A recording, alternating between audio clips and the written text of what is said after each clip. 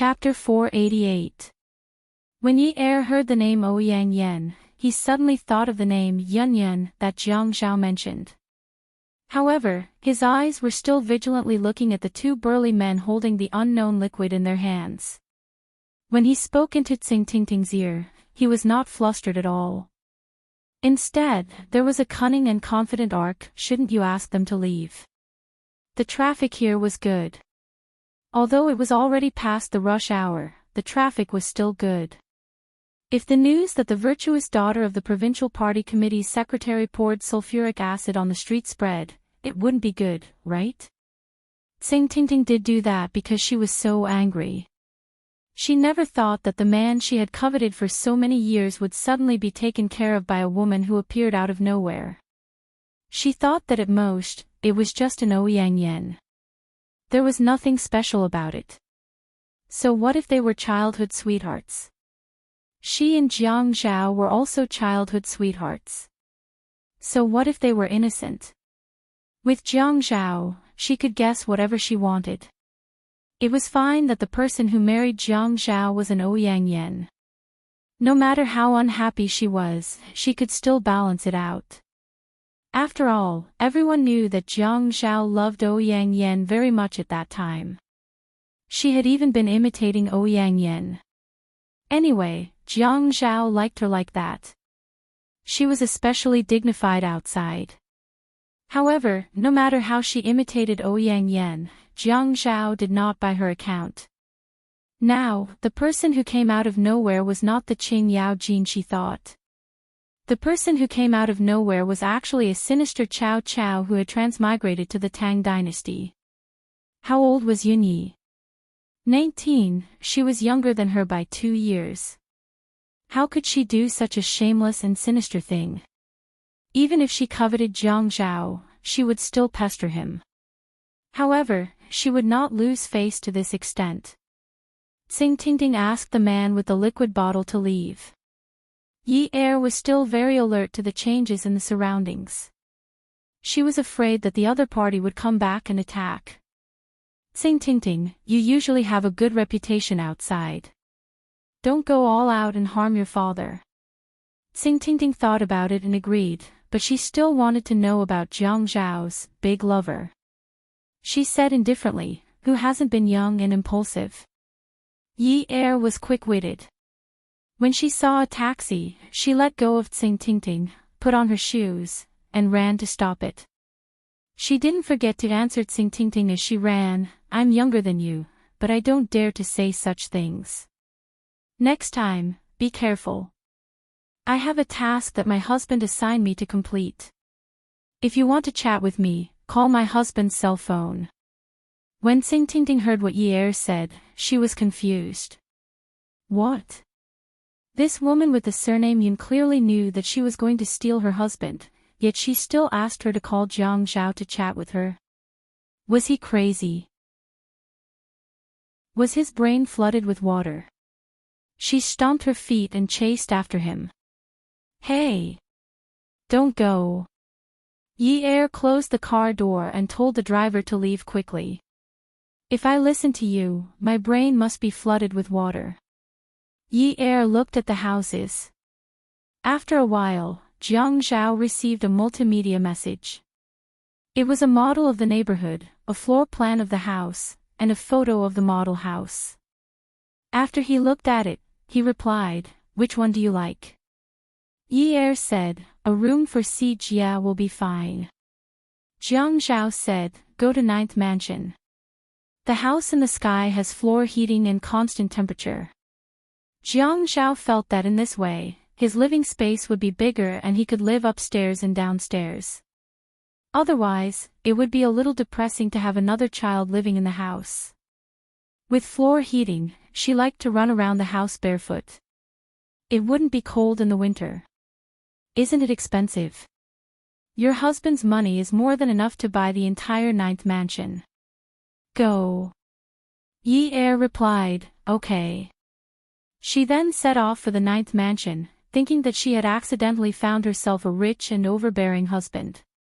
She had to keep a close eye on him. She had to remind herself that her husband liked obedient maids and obedient Yi.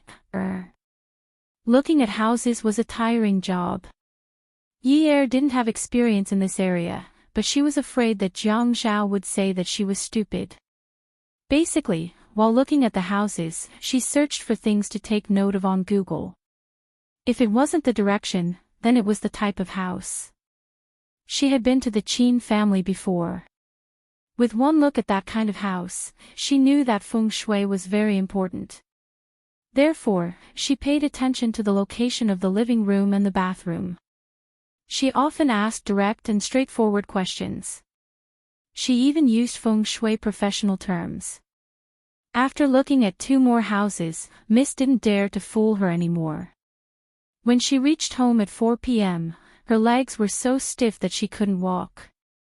Jiang Zhao's car was parked there. It was very eye-catching. He opened the car door and got in. Seeing Yi pounding her legs with her little fists the moment she sat down, Jiang Zhao asked, "Are you tired today?" "Yes, a little. It's not very tiring. I think the house today should be good. There's a big lounge on the 2nd floor. I plan to renovate it and turn it into a gym. This way, we can exercise together. Is that okay?" The man bent over sideways. His large hand caressed the woman's calf. It was warm and very comfortable. He slowly and forcefully massaged her calf. "We're going to exercise together and go to the gym. What position do you want to use? Do you have such a strong taste?" Yi-er's face was bitter. If this man wasn't so cheap, he would be even cuter. So annoying. So embarrassing. "Let's go to the Qin residence for dinner. After dinner, we'll come back." Actually, he had called her in the afternoon to inform her. He called her phone, but it was probably out of battery. He couldn't get through. "You're staying at my place tonight. Aren't you going back to the north of the city? Are you chasing me away?" He had been good to her for less than 20 years. Was she itching for a beating again? Didn't he want to spend the rest of his life with her? He clearly knew that there was a woman living in the north of the city. Why was she asking him to go there? Yi saw that Jiang Zhao's expression was ugly. She waved her hand. "No, no. Fortunately, I washed your clothes today. You'll have a change of clothes tomorrow." Jiang Zhao's heart relaxed. "You don't have to worry about the clothes. I brought some over. Tomorrow is Grandpa's birthday. We have to go early in the morning to get the marriage certificate. Moreover, today is the engagement banquet. The Jiang family doesn't have such a rule. As long as it's the wedding, it'll be fine. However, Grandpa disagrees and insisted on holding it. Although it's rushed, everything is taken care of. Moreover, the guests tonight are all relatives and respected elders. We can't be careless. Coincidentally, it's Grandpa's birthday today. A large portion of them arrived in Sea City yesterday, so it's also complete." "So soon?" Yi exclaimed. This was too unbelievable. They were actually getting engaged today. Only then did she notice that Jiang Zhao's suit was not the one he wore this morning. His tie was also a bright pink. This young man was so handsome. "Don't you want it to be faster?" "No, no, no. The faster the better." A long delay was fraught with problems. Several female supporting characters wanted to get rid of her as the female lead and climb to the top. She couldn't let her guard down. It was said that women in the new era had to be in the hall and kitchen, kill wooden horses and climb over walls, drive a good car and buy a good house, and fight against mistresses and hooligans. She had no problems in the hall and kitchen. She had a good car and a good house, and she had a husband. Although Jiang Zhao had helped her when she was fighting against hooligans, now that she thought about it, this was called husband and wife of one heart. Their strength could cut through metal, right? However, she couldn't ignore fighting against mistresses. She had to treat it seriously. If she failed, everything before could be overturned. Jiang Zhao brought Yi Er to change into the gown. He didn't expect that they were going to Qiu Xiaoya's custom-made shop. Qiu Xiaoya looked at Yi Er with an ambiguous expression. When she saw Jiang Zhao, she turned around and went outside to answer a call. She went over and bumped into Yi Er's butt. "Hello, it's settled. It's settled. We'll register our marriage tomorrow and have the engagement party tonight." Speaking of the engagement party, she didn't even invite her friends. Forget it. She would invite them at the wedding another day. "Yi Er, you have to give Qian and I a big red packet. We are the ones who contributed the most. You guys just helped because you don't have balls. Don't try to blackmail me." She was so arrogant. "I don't have balls. At most, I have nothing to do. If your balls hurt, ask your husband to rub them for you tonight." "Oh, you've improved in just a few days. You even dare to say such small things. Did the mayor teach you?" "You taught me." While the two of them were talking, Qiu Xiaoya had already picked out Yi Er's gown. "Your husband called me this afternoon to tell me about the details. I helped you choose this gown. It has to be dignified. There are many old people who are very conservative. It's best if it's an old-fashioned style. It has to be red, not pink, green or other colors. This is the rule over there. The first wife has to wear red." Yi Er thought to herself. First wife. He still wants to marry a second wife in the future. How dare he? When she came out of the fitting room, Jiang Zhao happened to come back. Yi Er's hair was still down and she was wearing a modified cheongsam with 2 layers. She wore a bright red tube top dress on the inside and a cheongsam with peony embroidery on the outside. This way, the bright red color softened a little, making it more suitable for Yi Er. Peony's elegance and luxury was not suitable for a girl of Yi Er's age. But this layer of fabric made her look more playful. Jiang Zhao reached out and held Yi Er's hair in his hand. He pulled it up and fixed it behind her head. He leaned back and looked at her neck and the curve of her jaw. She was so beautiful. This was how it should be. He tilted his head and said to Xiaoya, "Get someone to help her tie her hair up." After tying her hair into a bun, putting on earrings, and putting on powder and makeup, she looked 3 to 4 years older. Yi Er looked at herself in the mirror. This was good. If she looked too young, people would think that Jiang Zhao was not mature enough. Jiang Zhao stretched out his hand and lifted the collar of Yi Er's cheongsam. His slender knuckles rested on her neck, his fingertips stroking the intricate but bright embroidery on the collar. A warm smile appeared at the corner of his mouth. Yi Er thought that he was going to say something touching, but the man raised his hand and flicked her forehead. "Little hussy, you've really grown up. You're becoming more and more pleasing to the eye." The woman shrank back from the pain and looked at the man who turned around to leave gracefully after committing the crime. She stomped her feet angrily. Couldn't that be *** change his tone? How infuriating. In the car, Yi Er called Jingling and told her about her wedding. But it was not convenient to invite her friends today. Everyone was from her family, and it was equivalent to meeting her elders.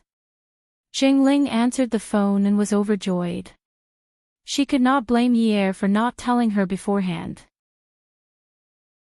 Mrs. Zhang's ear was pressed against Jingling's phone, and she was very excited. Later, she wanted to snatch the phone and say a few words to Yi Er. Jingling hurriedly said a few words and hung up the phone. He glared at Mrs. Zhang. "What?" Jingling's mother laughed. "Yi Er is about to get married. We should buy a gift for her. Let's go to a jewelry shop and buy a solid piece of gold." We can even spend about 100,000 renminbi on it. Zheng Ling looked at her mother with disdain. Mom, you are so generous. Don't tell me she is marrying Mayor Jiang. Zheng Ling's mother poked Zheng Ling's forehead. You are so vulgar. Yi Er is your benefactor. If she did not give you money to open a photography studio, you will not be able to buy a car and a house. Zheng Ling actually hated to continue this topic in her heart. If her mother hadn't deliberately said such unpleasant words in front of Yi Er wouldn't have come to find her later on. Beauty novel, Hongcha 866.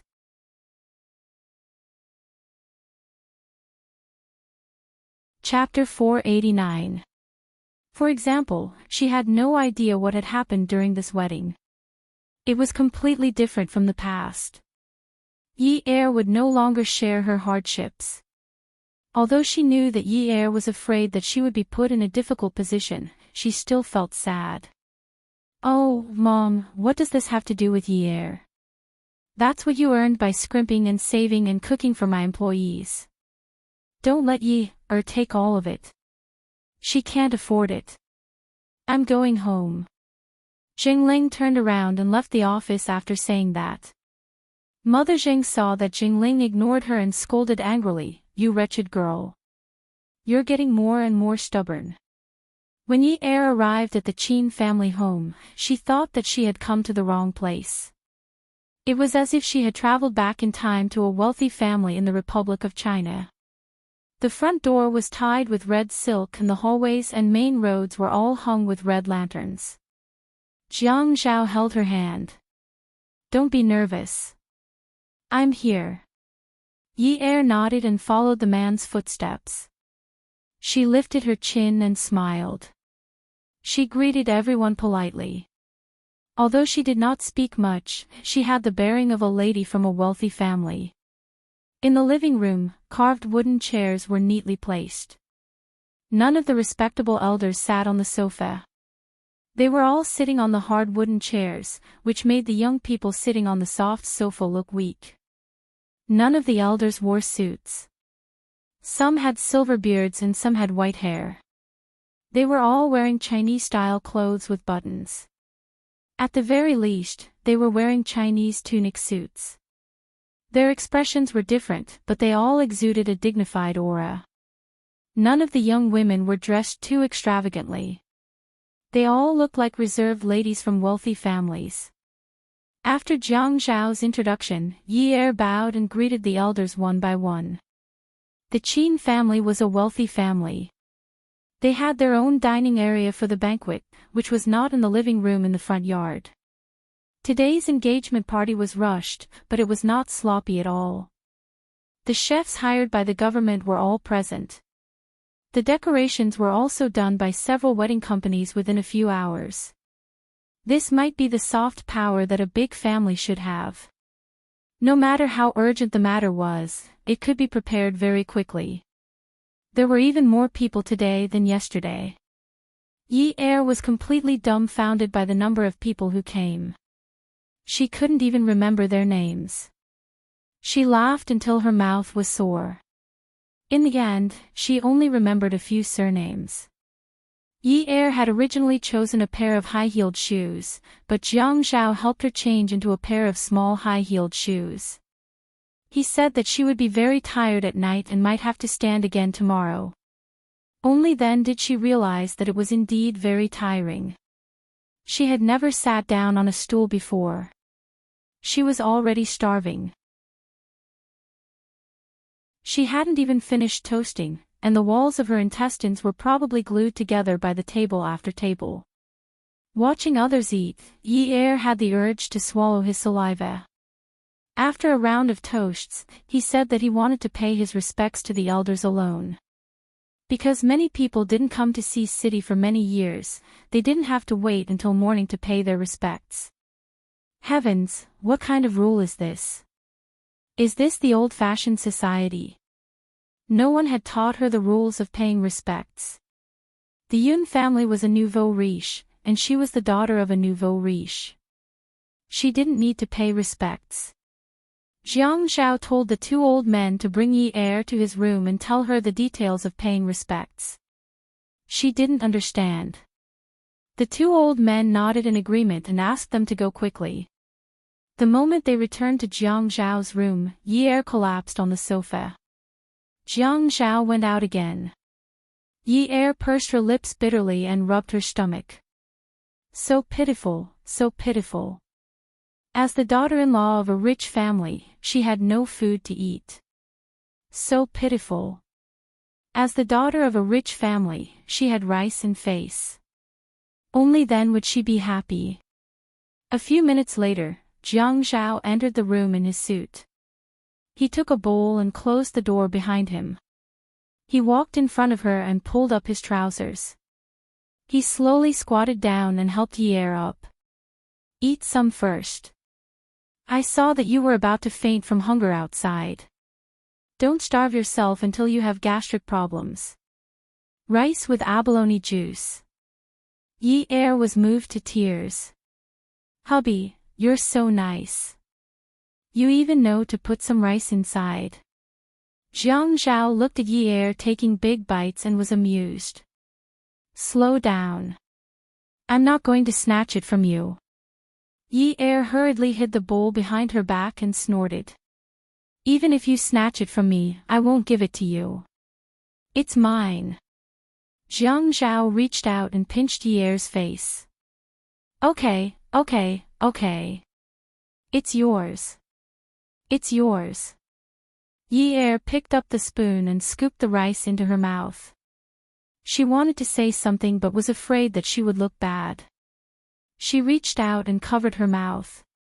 Her eyes were curved as she mumbled, "It's delicious. It's really delicious."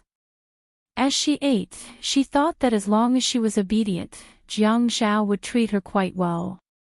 Although he didn't love her, he would still treat her like before. He wouldn't make her suffer. He didn't make her drink water to make up for her hunger. He would also think of ways to make the rice taste good. He didn't feel like he was making do with her at all. As Yi Er ate, Jiang Zhao told her that she didn't even have to kneel to greet them anymore. She just had to say some auspicious words to the elders in the family and appear more obedient. That was about it. The more Jiang Zhao whispered to Yi Er, the more Yi Er felt that she was one step closer to being unable to extricate herself. This was because no matter how she looked at Jiang Zhao, he was a good man. He actually knew how to dote on people. However, she was too much of a bastard and too eager for instant success. She didn't wait for him to fall in love with her before forcing him to marry her. Yi Er clenched her fists in her heart. Yunyi, you can do it. This man is yours. This husband is yours. She extended the bowl in front of Jiang Zhao. Hubby, I want to eat another bowl. Jiang Zhao turned around and pulled a piece of tissue from the tea machine to wipe Yi Er's mouth. You can't eat anymore. You still have to have night tea with the female guests later. If you don't eat at all, they will think that you don't know how to treat guests well. Yi Er was in despair. Oh my God. There were so many rules that she had never heard of. Which ancestor set them? Jiang Zhao looked at Yi Er's expression and took the bowl from her hand. He placed it on the tea machine and sat down beside her. He pulled out a piece of tissue paper and placed her hand in his. He helped her wipe her hand. Bear with it. Just these 2 days. It'll be fine after a while. Actually, Grandpa wanted to arrange the wedding, but Grandpa vetoed the idea. Compared to the Jiang family, the Qin family had more rules. However, these rules were not usually used. It was because they were valued that there were so many rules and extravagance. Although I am only his grandson, Grandpa has always treated me as a member of the Qin family. Yi Er felt guilty. She felt that she didn't know how to behave properly. The family valued her so much and didn't say that everything should be simple. Yet, she was still nitpicking. She was too insensible. She leaned on Jiang Zhao's shoulder and held his arm. She acted coquettishly. I didn't say that I didn't want to go. Hubby, I just thought that the rice you made for me just now was very delicious. After I have night tea with the female guests, can you make me another bowl? Yes, I'll make you a big bowl. You're annoying. I'm not a pig. I'll raise you like a pig in the future. You're annoying. Pigs eat terrible food. You'll be called a VIP pig in the future. I'll give you abalone wings every day. You're annoying. But you called me a little fox. Alright, fox pig. Yi Er went to the restaurant again. The moment she entered, everyone could feel that she was glowing. She smiled at the guests and looked dignified. The butler, Uncle Wu, took the phone and walked to the main seat. He said to the Qin family's old master, Qin Rongfang, "Old master, it's old master Shi." Qin Rongfang said, "Hello." On the other end, Shi Jintian started to scold him. "Old fart, you only told me now that you're getting a granddaughter-in-law. Are you in a hurry to be reincarnated?" Qin Rongfang knew that many people would scold him, but he had no choice. He had said before that he would hold a grand wedding for all his grandchildren. When it came to Zhao Zhao, how could he not hold an engagement party before getting a marriage certificate? He would have a knot in his heart. His explanation to everyone was the same as what he had said to Shi Jintian. "I'm not in a hurry to be reincarnated, but today is a good day. They say that if I, Zhao Zhao, hold a wedding today, I'll be very lucky. I believe in this, so I might as well do it today." Shi Jintian was not an unreasonable person. He knew that there were many things that were not convenient to say now, so he just vented his anger. "My private jet is at the airport now and can't take off. You have to keep this granddaughter-in-law's tea for me." Qin Rongfang said readily, "Of course. I'll make them kneel down and apologize to you." "Okay. I must sit in the main seat." Shi Jintian was still in the hotel. After hanging up the phone, he saw Unwu leaning against the big chair and reading a book. He complained, "Old Qin must have encountered some trouble. How can he be in such a hurry to get a granddaughter-in-law? When the fog disperses tomorrow, I must ask him properly when I get back." Unwu said indifferently, "Grandpa, you're worrying too much. We don't have to worry about the Qin family's troubles. We're the ones who are unfamiliar with this place. We were friends in life and death when we were young. How can I not care? But Unwu, you have to get closer to Fian and Zhao Zhao in the future. I'm old, and the world belongs to you young people. We must have a place on the right path." "I know, Grandpa, don't worry." Unwu said lightly and continued reading. Yi Er greeted her in a daze. Later, her neck and wrists were covered with gold, and she was so tired that she was about to die. Looking at the 10 or 20 golden bracelets on her wrists and the dozens of golden chains around her neck, Yi Er heaved a sigh of relief. As expected of the daughter of a nouveau riche. Look at her, she's too explosive. The Qin family looked like a large family, but the concept of men being superior to women was still very strong. It could be seen from the difference between male and female guests. No matter how old they were, men and women would not eat at the same table. Qin Jin told Yi Er that it was only in this kind of situation that it would be so obvious. Usually, her family did not care about such formalities. Sometimes, no matter how advanced a man's thinking was, he still cared about face. So in this kind of place, no matter how tired, hungry, or thirsty you were, you had to endure it. Otherwise, you would lose your family's man's face. Yi Er listened to Qin Jin's teachings and knew that they were kind words. If her mother-in-law really did not like her, she would not have said these things to her. She nodded obediently and said, "Mother, I understand." She did not dare to ask too much, afraid that if she asked something wrong, she would be laughed at. She wanted to ask Jiang Zhao if she could take some jewelry down first. These jewelry were too solid, and her neck was about to break. Even if she could not take it down, she could still complain to him. However, she did not see Jiang Zhao anywhere. Yi Er wanted to go outside the restaurant to take a look. As soon as she reached the entrance, she heard the servants discussing, young Master Zhao is about to get married. Even if he liked Miss from the family Ouyang, that is already in the past. Miss Yen should pay more attention. Who said that? Didn't you hear how Miss Yen cried in front of Master yesterday? She even said that Miss from the Yun family forced young Master Zhao to marry her. Women these days are really fierce. The new daughter-in-law is only 19 years old, but her thoughts are too deep. Yes, young Master Zhao has never met a woman like this. Add Songshu 566.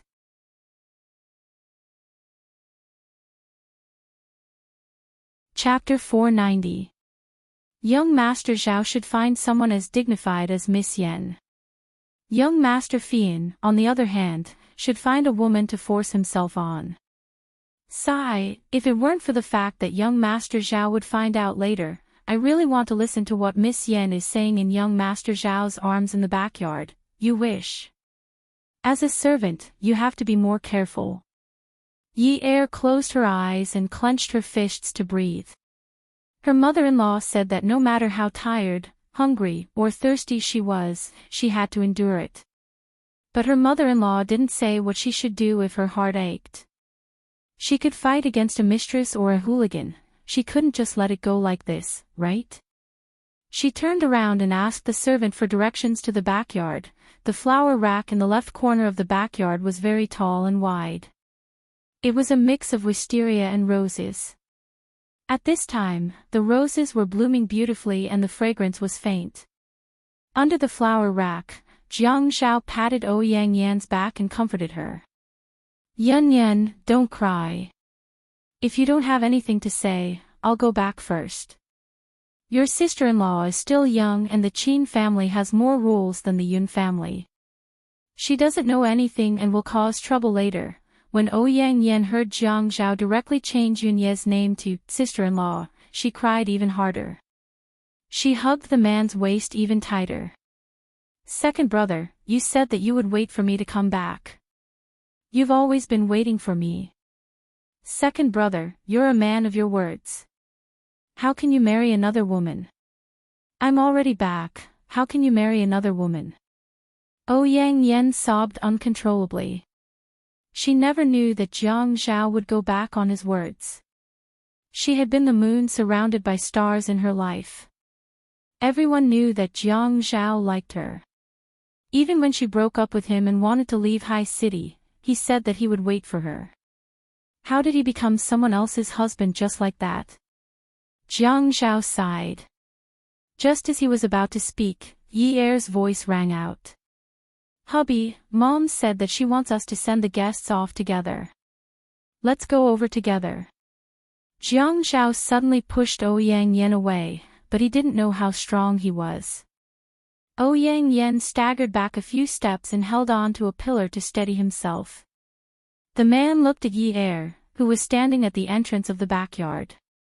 How long had it been since he last saw her? She was dressed in gold and was covered in gold chains. She looked tacky and cute at the same time.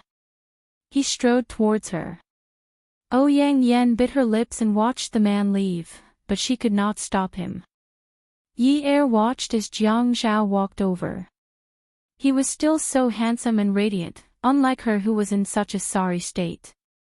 Slowly loosening her clenched fists, her eyes curved into crescents, and a bright smile hung on her face. She really couldn't pretend that she didn't see anything. She could only pretend that nothing had happened. Yi Er's smile was too genuine. In Jiang Zhao's eyes, it was jarring. This woman really didn't care about him. She had clearly seen it, but she could still smile so nonchalantly. He thought that no matter what, he should still explain the process of this matter to her. They were now husband and wife. Just as he walked to the door, Yi Er went forward and grabbed his arm. Without looking at Ouyang Yen, she pulled him and turned him around. She grumbled, "You don't know. When Mom said that she wanted to send the guests off, I was dizzy. She also said that some of the guests would be staying in the backyard tonight. I can only go to sleep after all these people are settled. But I'm so sleepy now. Also, I'm carrying so many things on me. It's killing me. It's so heavy. Can you take some of them off?" With every sentence that Yi Er said, she was thinking about the woman behind her. When she was joking, she felt as if her heart was being tugged at by someone. Jiang Zhao was completely dispirited. Once again, it proved the meaning of her words, "There are no feelings between us." Not only did she not need to explain, she would not even be jealous. Even if she saw that her husband had another person in his arms, she could still pretend that she didn't see anything. He couldn't help but wonder if she was heartless. But as arrogant as he was, she didn't even care about him. Should he still think that it was unrequited love and care about her feelings that she didn't need? With a wife like this, there was really nothing he could do. Who asked that phone call to see through his thoughts? You can't take them off. These are the blessings from the elders.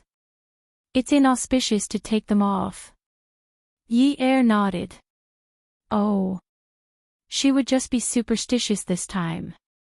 Yi Er's superstition resulted in her wearing this pile of gold to sleep. Even after midnight, she refused to take them off. Jiang Zhao wanted to be intimate with her and wanted to take them off for her. Yi Er exploded. She stood on the bed and made a fighting pose. She glared at Jiang Zhao as if she was looking at a bandit. "Mine, mine. They're all mine. Don't touch them." Jiang Zhao found Yi Er's behavior amusing. This wife was pretty good. Sometimes, she even made him quite happy. She was still young and probably didn't know what love was. "Be good. Take them off. I'll give you a box of gold bars another day." "No, no, I'm not taking them off." When Yi Er saw that Jiang Zhao was about to stand up, she knew that he was going to use force. She immediately sat down, stretched her legs, raised her head, and burst into tears. "Wah!" Jiang Zhao was dumbfounded. He quickly sat down and hugged the woman. All right. They're yours. Don't take them off, okay? Didn't I say that you'd be tired? These are all yours. Why are you so hateful, so bad? Why do you only know how to bully me? You're racking your brains to hurt me, sob sob sob." Yi Er was really sad. She was so sad that she kept twitching. This man clearly knew these taboos, yet he still did it. He definitely wanted to break up with her and marry that Yun Yun. Jiang Zhao didn't know whether to laugh or cry. This woman was really possessed. She was actually so superstitious. When had he ever thought of hurting her? He wanted to accuse her. It's already past midnight. It's fine. It won't be inauspicious anymore. Really? Yi Er immediately stopped crying, but Jiang Zhao laughed. Yi Er, can you be a little more despicable? Can you act a little more realistically? If I act better, are you going to push me into the entertainment industry? Yi Er wiped the tears from her face. Then she pretended that she hadn't cried. As she spoke, she took off the bracelet and necklace. Dream on. Yi Er looked at the small mountain of gold in front of her and said happily, all right, then I won't dream on. Jiang Zhao hugged her and kissed her. All right, then let's take a shower and make love. But hubby, I'm so tired today. But wifey, I'm always the one doing the work. Early the next morning, Jiang Zhao took Yi Er to the Civil Affairs Bureau. The marriage certificate had to be obtained and no one could say anything about it. It wasn't troublesome at all. In fact, it was quite cheap. 2 red booklets cost $9 and a quick photo was $40. Yi Er was unhappy. Why is the photo so much more expensive than the marriage certificate? It's so many times more expensive. Jiang Zhao thought, did this woman have to ask such an idiotic question? It was obvious that she wanted to get some money out of it. The cost of the photo was regulated and there was no limit to the photo. Didn't she understand this? Because the photo can prove that it's your marriage certificate. If you just take out the name, people won't be able to tell if it's real or fake. But with the photo, it'll be obvious at a glance. Yi Er nodded and said with certainty, yes, this money is really well spent. It's really worth it. Jiang Zhao sighed in satisfaction. This girl. Nu and Shizhen finally returned to High City after 3:00 in the afternoon. Shizhen had been feeling unhappy. He had missed his old friend's granddaughter-in-law's engagement banquet, and today, he had almost missed his old friend's birthday banquet. What kind of lousy weather is this? Shizhen sat in the car and couldn't help but spit. Boonwoo leaned against the car door and looked out the window. The corners of his mouth turned up. Grandpa, actually, we could have taken the high-speed train yesterday. It would have only taken a few hours. Shizhen head seemed to have been pinched by someone. His face turned red and his voice rose in anger. Ah! Why didn't you say so earlier? Boonwoo shrugged nonchalantly. His clear eyes were unexpectedly smiling. Ha, I like to see you scold when you're angry. It's really interesting. It's more like the real you. Shizhen looked at his grandson's happy face and couldn't get angry even if he wanted to. You little brat. Boonwoo and Shizhen went back to the Shi residence first. They had to change into formal wear before going out. Boonwoo changed into a gentleman's shirt and suit. The lapel on his chest was an elegant purple. The navy blue suit made the originally quiet and beautiful boy look even more spirited. Boonwoo walked to the front garden to wait for his grandfather. He looked up at the sky. It seemed like it would rain in a few days. The clouds were a little dark. Shizhen had just walked to Yunwa's side when his phone rang. He picked up and it was Qin Rongfang's voice. Old man, when are you going to delay until? Are you going to wait a few days for them to return to Jiang district for the banquet? Shizhen said, I'm here. I'll rush over before you reincarnate. Boonwoo had never met so many old people. They were saying, old man, rushing to reincarnate and cursing at each other with such inauspicious words, but they were not angry at all. Instead, they were so happy. Qin Rongfang said, hurry up, or my granddaughter-in-law won't offer you any tea. Old Jiang said you're not allowed to come. How dare he? I'll send you a picture of my grandson and granddaughter-in-law. They're a match made in heaven. Let me tell you, their children will definitely be the best looking. Qin Rongfang hung up after showing off. Just 10 seconds after hanging up, Shizhen received an MMS message. He opened it and saw the woman wearing a fashionable cheongsam. Her slender white arms were wrapped around the man's arm, and her head was leaning on the man's shoulder. She was smiling very sweetly. The handsome and tall man's large hand was wrapped around the woman's small hand that was wrapped around his arm. Her smile was charming. They're really a match made in heaven. Boonwoo, look, you have to find a granddaughter-in-law for Grandpa in the future. She's so beautiful. I can't lose to old man Qin. Boonwoo nodded perfunctorily. He glanced at it lightly and considered his task completed. Suddenly, a white light flashed in his mind. He snatched Shizhen's phone and enlarged the picture on the screen. The air in his ears stagnated, and there was the sound of falling leaves. He could not accept such a fact. He could not accept it. She had abandoned him and married someone else. No, it was an engagement. It was just an engagement. He could not let her marry Jiang Zhao. No. He had been waiting for her on Wudong Street for more than a year. It was all because she had broken into his world that he had become an artist for her for more than a year. How could she do this? Grandpa, what's her name? Perhaps there were people who looked so similar in this world. Moreover, the woman in the photo looked older than her and was much more beautiful. He had never seen her put on makeup, so this person shouldn't be her. Old Qin told me yesterday that her name is Yunyi. This name is really convenient. Shi Jintian laughed. Unwu felt a little annoyed. He reached out to unbutton his suit and returned the phone to Shi Jintian. His voice was as soft as usual, but he seemed a little impatient. Grandpa, I want her. Beauty novel, Xinwu 799.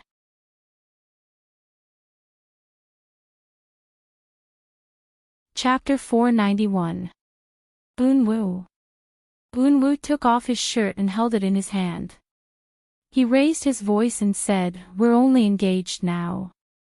I want to take her away. She's mine, mine. She can only marry me."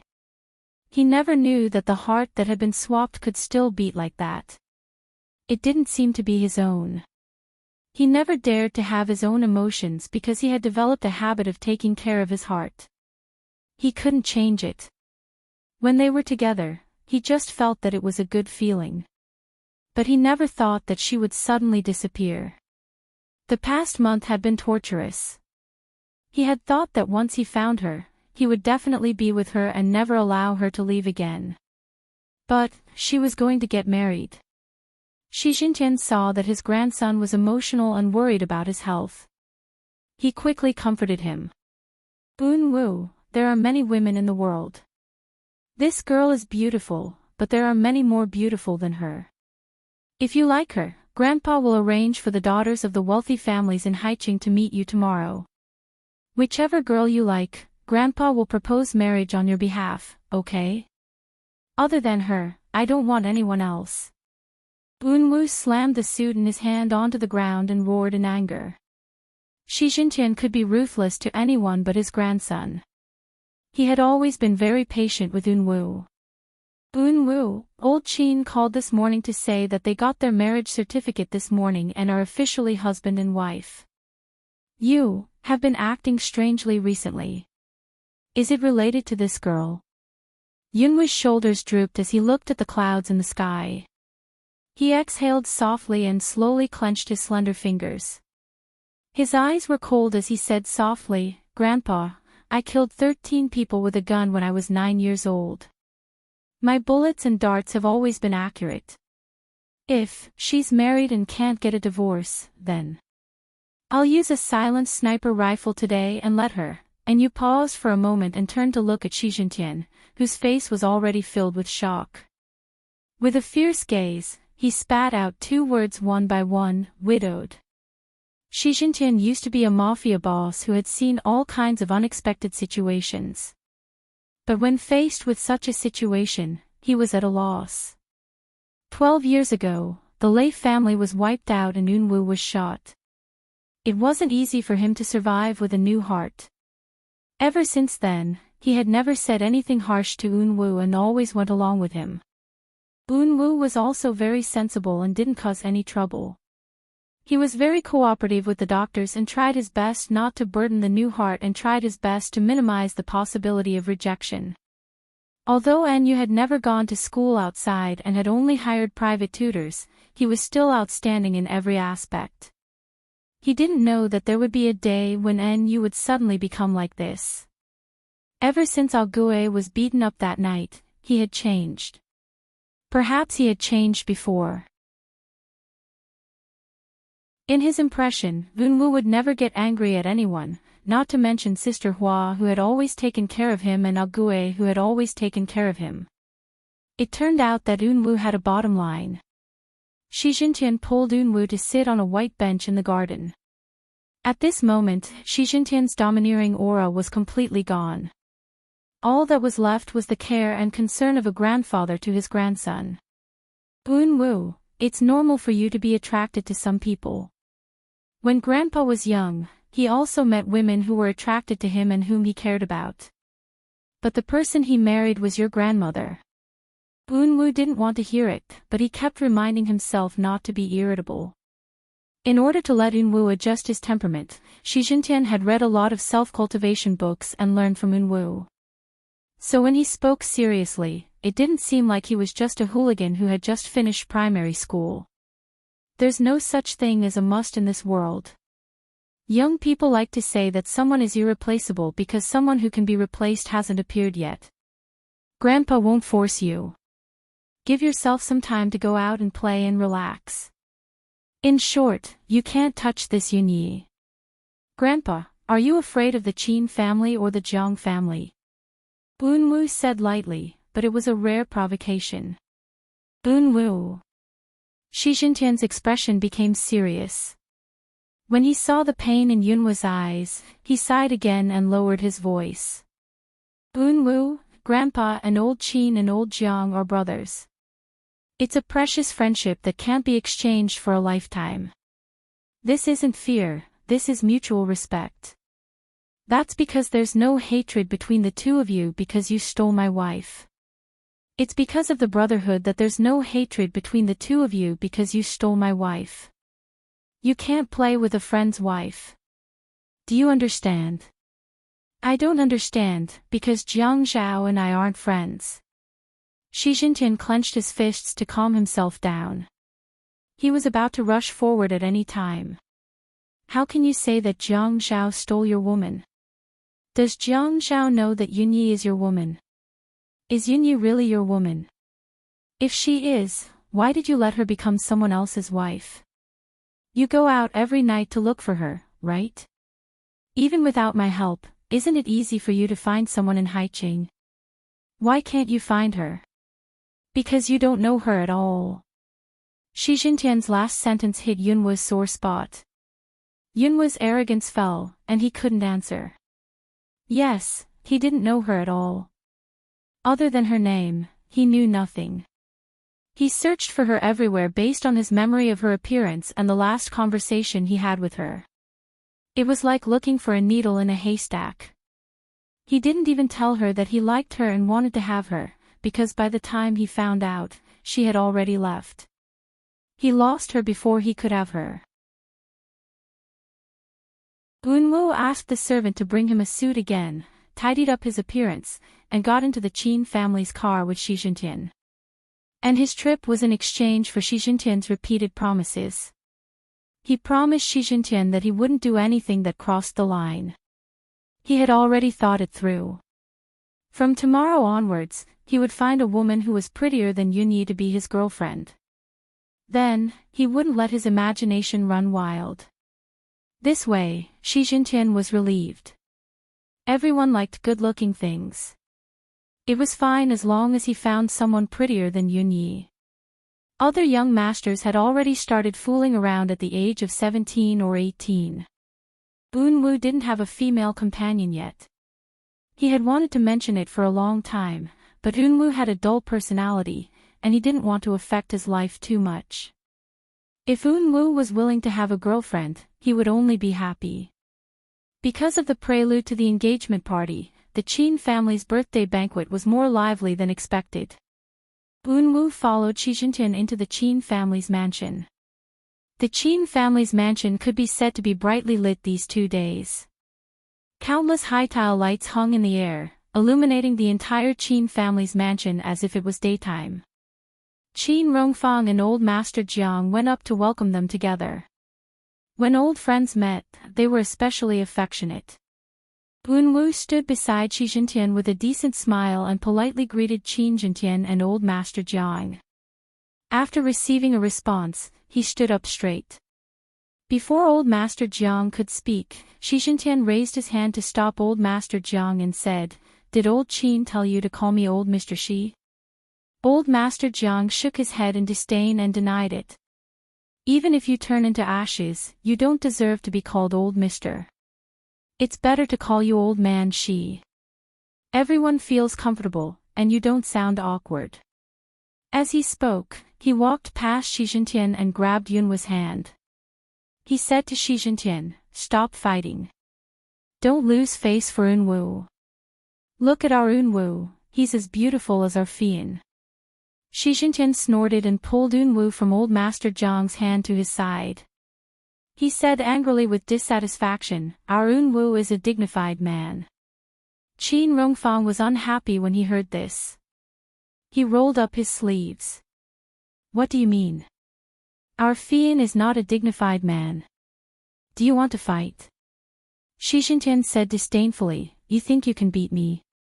I don't want to be compared to someone like you who isn't on the same level. If you don't believe me, in a few years, I'll have a grandson in my hands. You'll have to bring Zhao Zhao's son to bear the surname Qin. Let's see if old Jiang is willing to give him to you." Zhao Zhao's son, so what if he brings one to bear the surname Qin? Are you envious that I have so many children and grandchildren? Let me tell you, I've already told Fian. I've already found a place for artificial insemination. You must give birth. Give birth, give birth. I'll let Yunwu wait for Fian for a few years. Let me tell you, this is completely because I sympathize with you. Qin Rongfang said shamelessly. You don't need to sympathize with me.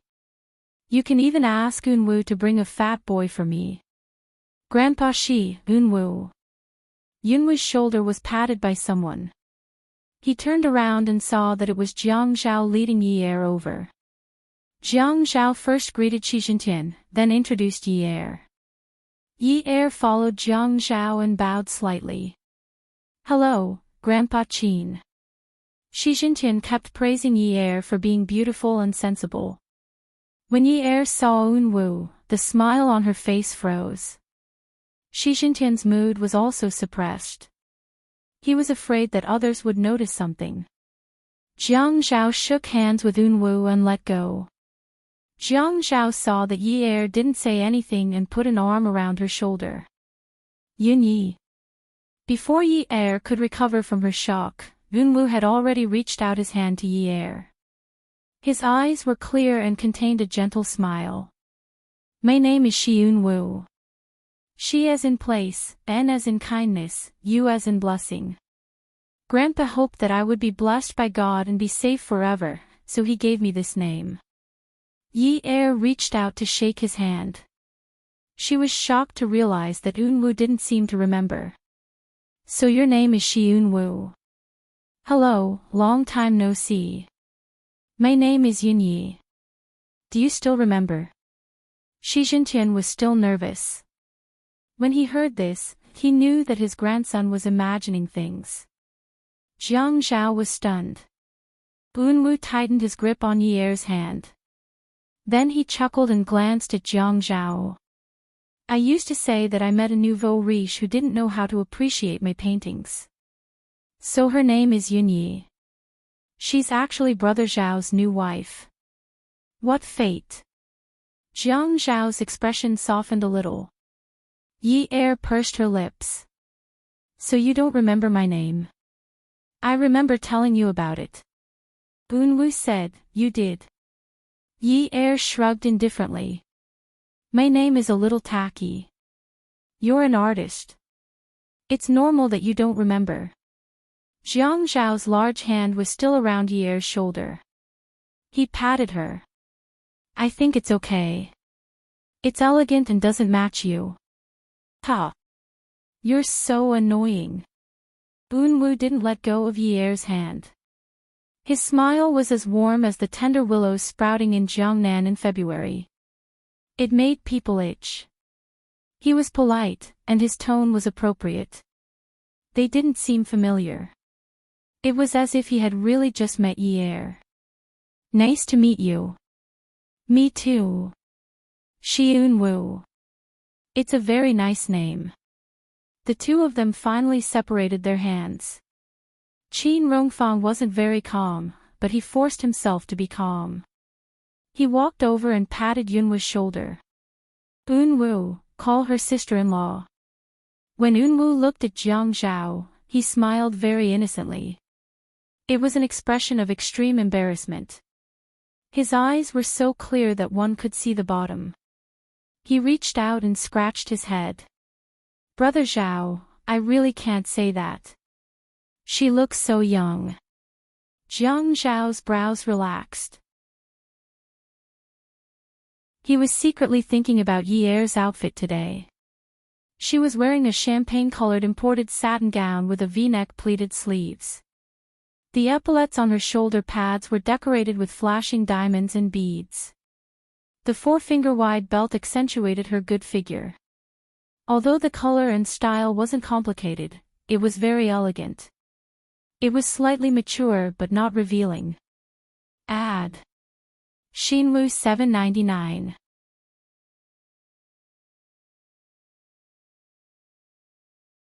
Chapter 492. Coupled with makeup and a loose bun, how could she possibly look young with such an outfit? Was she upset that he was much older than her? Many people had said that they were a good match today. Yi Er pursed her lips and looked at Jiang Zhao. You abducted and sold underage girls. Jiang Zhao covered her mouth with his hand and said fiercely, don't tell anyone about it. Otherwise, I'll put you under house arrest. After saying that, he laughed wantonly. Yi Er was also amused. Everyone standing there laughed at their interaction. Even old Master Jiang, who usually pretended to be serious, said, Zhao Zhao, don't act like a child after getting married. A man should be more mature. However, Qin Rongfang raised his elbow and hit old Master Jiang's arm. He snorted and said, you're interfering with my grandson's smile. Aren't you interfering too much? If Zhao Zhao can't even smile when he sees his wife, will you be happy? Old Master Jiang proudly raised his eyebrows. Can't help it. You have to take my surname, Jiang. Qin Rongfang snorted. Yi Er's heart trembled.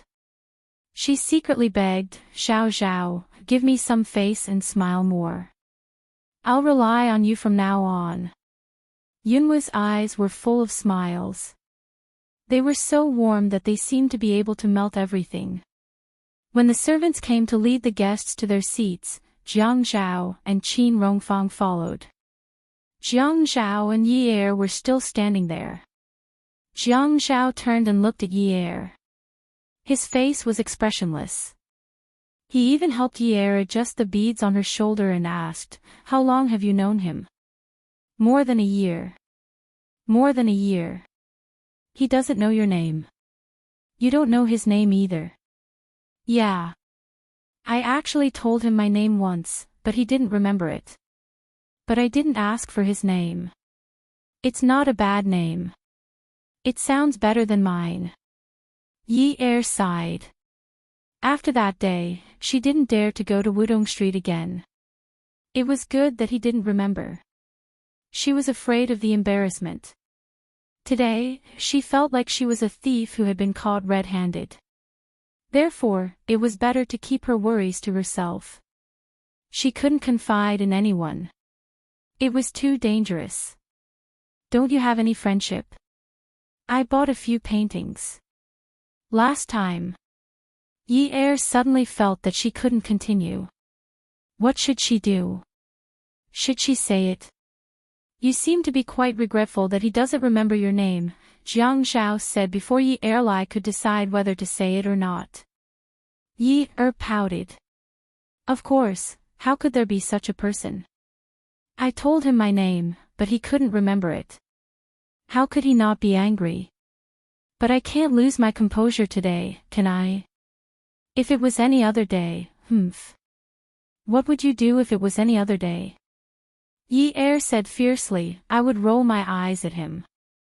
Jiang Zhao snorted. Yi Er thought that Jiang Zhao disliked her for not behaving like a lady from a wealthy family, so she stopped bad-mouthing him behind his back. She held on to Jiang Zhao's arm and walked towards the restaurant. She started to praise Eunwoo again. Did you notice that Eunwoo is as beautiful as Fian? Both of them belong to the category where it's hard to tell if they're male or female and have soft skin and tender flesh. They're so good-looking that if they put on wigs, no one would know they're men. They're even better looking than women. Jiang Zhao said coldly, shallow. What do you mean shallow? Beautiful is beautiful. Using beautiful to describe a man, if you're not shallow, then what are you? Jiang Zhao shook off Yi Er's hand with a cold face and strode towards the restaurant alone. Yi Er was stunned. What did he dislike about her again? Shallow. Should she really go to school quickly? Otherwise, she would really be shallow. She quickly lifted her feet and chased after Jiang Zhao. Hubby, when Grandpa's birthday banquet is over, I'll go to school, okay? Hubby, what major do you think I should study? Why don't you help me pick one? You know a lot. Hubby, don't be like this. You're so serious. You're not as handsome as when you smile. Jiang Zhao stopped in his tracks and once again pried Yi Er's hand away from his arm.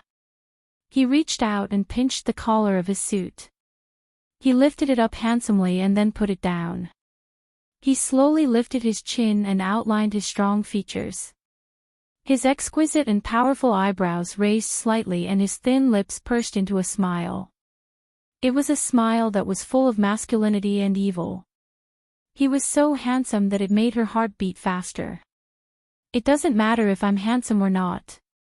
Naturally, there will be people who like me and admire me. Go to the restaurant. There are beautiful young men there for you to drool over. Yi Er watched as the man turned and left. She stood there alone and was stunned. Was she that perverted? Did she flatter him wrongly? Her original intention was to say that he was very handsome and that he looked even more handsome when he smiled. She didn't say that he wasn't handsome and that he wasn't handsome either. Insulting others was just pretentious. If it was said that Jiang Zhao felt uncomfortable because Yi Er praised Eunwoo's beauty, it was only temporary because Eunwoo's eyes were clear and clean. The way he looked at Yi Er was also exceptionally clear. He was like that to everyone. Jiang Zhao only treated Yi Er as a child. It was understandable that she liked beautiful things. He wasn't that neurotic. However, when family Min came to celebrate the birthday, Jiang Zhao was obviously unhappy when he saw Min Zikai. What was this? His marriage partner was the ex-fiancée of the person who came to celebrate the birthday. Although she wasn't here for the wedding banquet, she was here to celebrate the birthday. However, Min Zikai looked at Yi Er with both love and hate. Jiang Zhao just wanted to find a golf club, raise it in the most beautiful position, and swing it towards his head. Brother Zhao, ninth sister is telling you that you should change your head to swing the club. Really? Jiang Zhao's speedy marriage wouldn't be sensationalized on the news.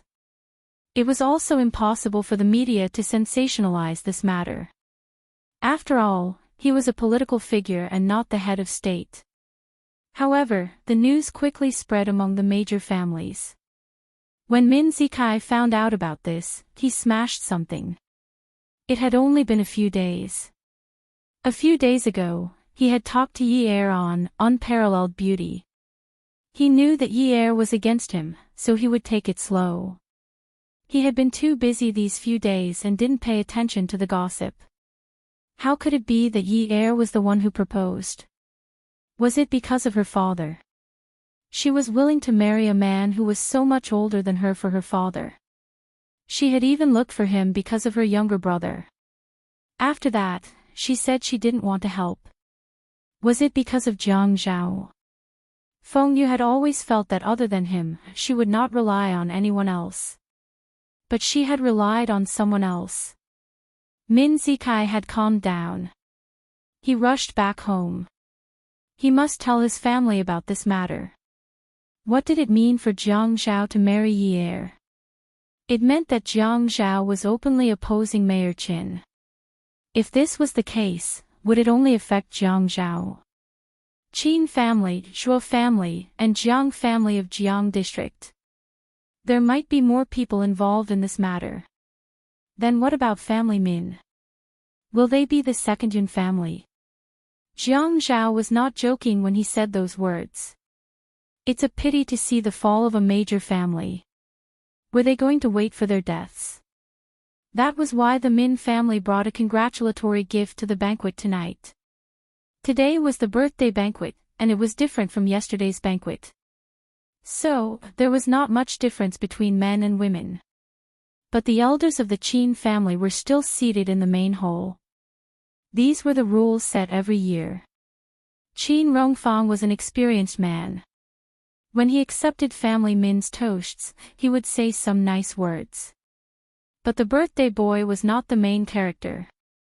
Min Zikai walked around the dining area and saw Yi Er and Jiang Zhao chatting with some female guests. He walked over with a slender champagne glass. Before Yi Er could turn around, Min Zikai's glass knocked against hers. Yi Er's glass shook when Min Zikai knocked against hers. Yi Er. After Min Zikai clinked glasses, he raised his slender champagne glass and was about to drink when Yi Er also raised her glass generously and smiled. Young Master Min, my husband is here. Please call me Mrs. Jiang. After saying that, Yi Er brought the wine cup to her lips and raised her head slightly. She also looked up. The light yellow liquid in the sparkling glass made it look like someone had sprinkled diamonds on it. It slowly slid into the woman's mouth. This woman who was drinking champagne exuded an elegant and seductive aura. Her gaze, which was originally looking upwards, suddenly turned to Jiang Zhao, who was beside her, and threw him a coquettish glance. Jiang Zhao froze for a second, then smiled and wrapped his arm around the woman's waist like a gentleman. Before Min Zikai's wine glass reached his mouth, he raised his own glass and clinked it with Min Zikai's. Young Master Min, are you here to wish us a blissful marriage? Thank you. Min Zikai was embarrassed and angry. After Jiang Zhao took a sip, he ignored Min Zikai's stiffness and clinked glasses with Yi Er. I wish Mrs. Jiang will always be beautiful. I'm not drinking. Yi Er pouted coquettishly. Oh. Why? How can anyone be beautiful forever? When I'm old and not beautiful anymore, you'll despise me. I'm not drinking. How can that be? In my eyes, Mrs. Jiang will always be beautiful. It has nothing to do with age. After Jiang Zhao finished speaking, he looked at Yi Er's puffed-up cheeks. At this moment, they deflated and the corners of her lips curved. He couldn't help but lift the hand around her waist and pull her closer to him. He lowered his head and planted a soft kiss on her forehead. Yi Er only felt her heart melt at this moment. This bastard, in order to provoke her ex-fiancé, did he have to say such mushy words of love? Did he have to kiss her so tenderly? She would be deceived to death by him. Let's drink a few more glasses tonight. Yi Er's eyes curved as she suggested coquettishly. Jiang Zhao raised his eyebrows and accepted the challenge. Let's get drunk. Do you dare? Min Zikai felt like he was unnecessary here. He had wanted to show off his intimacy with Yi Er in front of Jiang Zhao, but now he had let someone else show off their affection. Wu stood in the distance and played with the red wine glass in his hand. When he saw the man kissing the woman's forehead, the stem of the glass snapped in his hand. The glass fell to the ground and broke into pieces of uneven sizes. The red wine spilled all over the handsome young man's shoes. The servant hurried over to help him wipe it off. He knelt down affectionately and took the white cloth from the servant's hand. When the servant saw the thin stem of the glass in his hand, she exclaimed, "Oh my God, young Master Yunwa's hand is bleeding. Let me throw it away." "No need," Wu replied with a faint smile. "The broken glass is so sharp." "It's too sharp." Wu handed the cloth back to the servant. Thank you. Don't worry about the wound. I'll take care of it myself. He asked the servant to leave and looked at the stem of the glass in his hand. It was indeed sharp. Was it able to pierce his heart like a bullet? His gaze shifted again. The couple was still chatting and laughing. He tightened his grip on the stem of the glass and turned to walk over there. He had only taken a few steps when the host announced the start of the banquet. Yi Er and Jiang Zhao walked over to Qin Rongfang's side. Yunwu's sleeve was grabbed. Your hand is bleeding. Let me wrap it for you. Attention, Hongcha 866.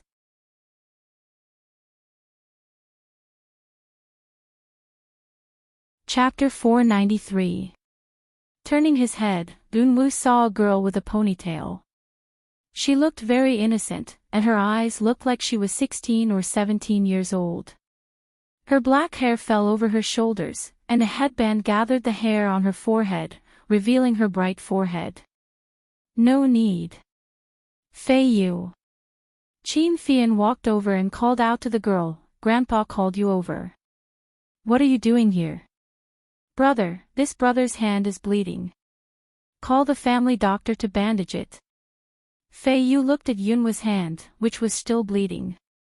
Yunwu, are you okay? Qin Fian also frowned.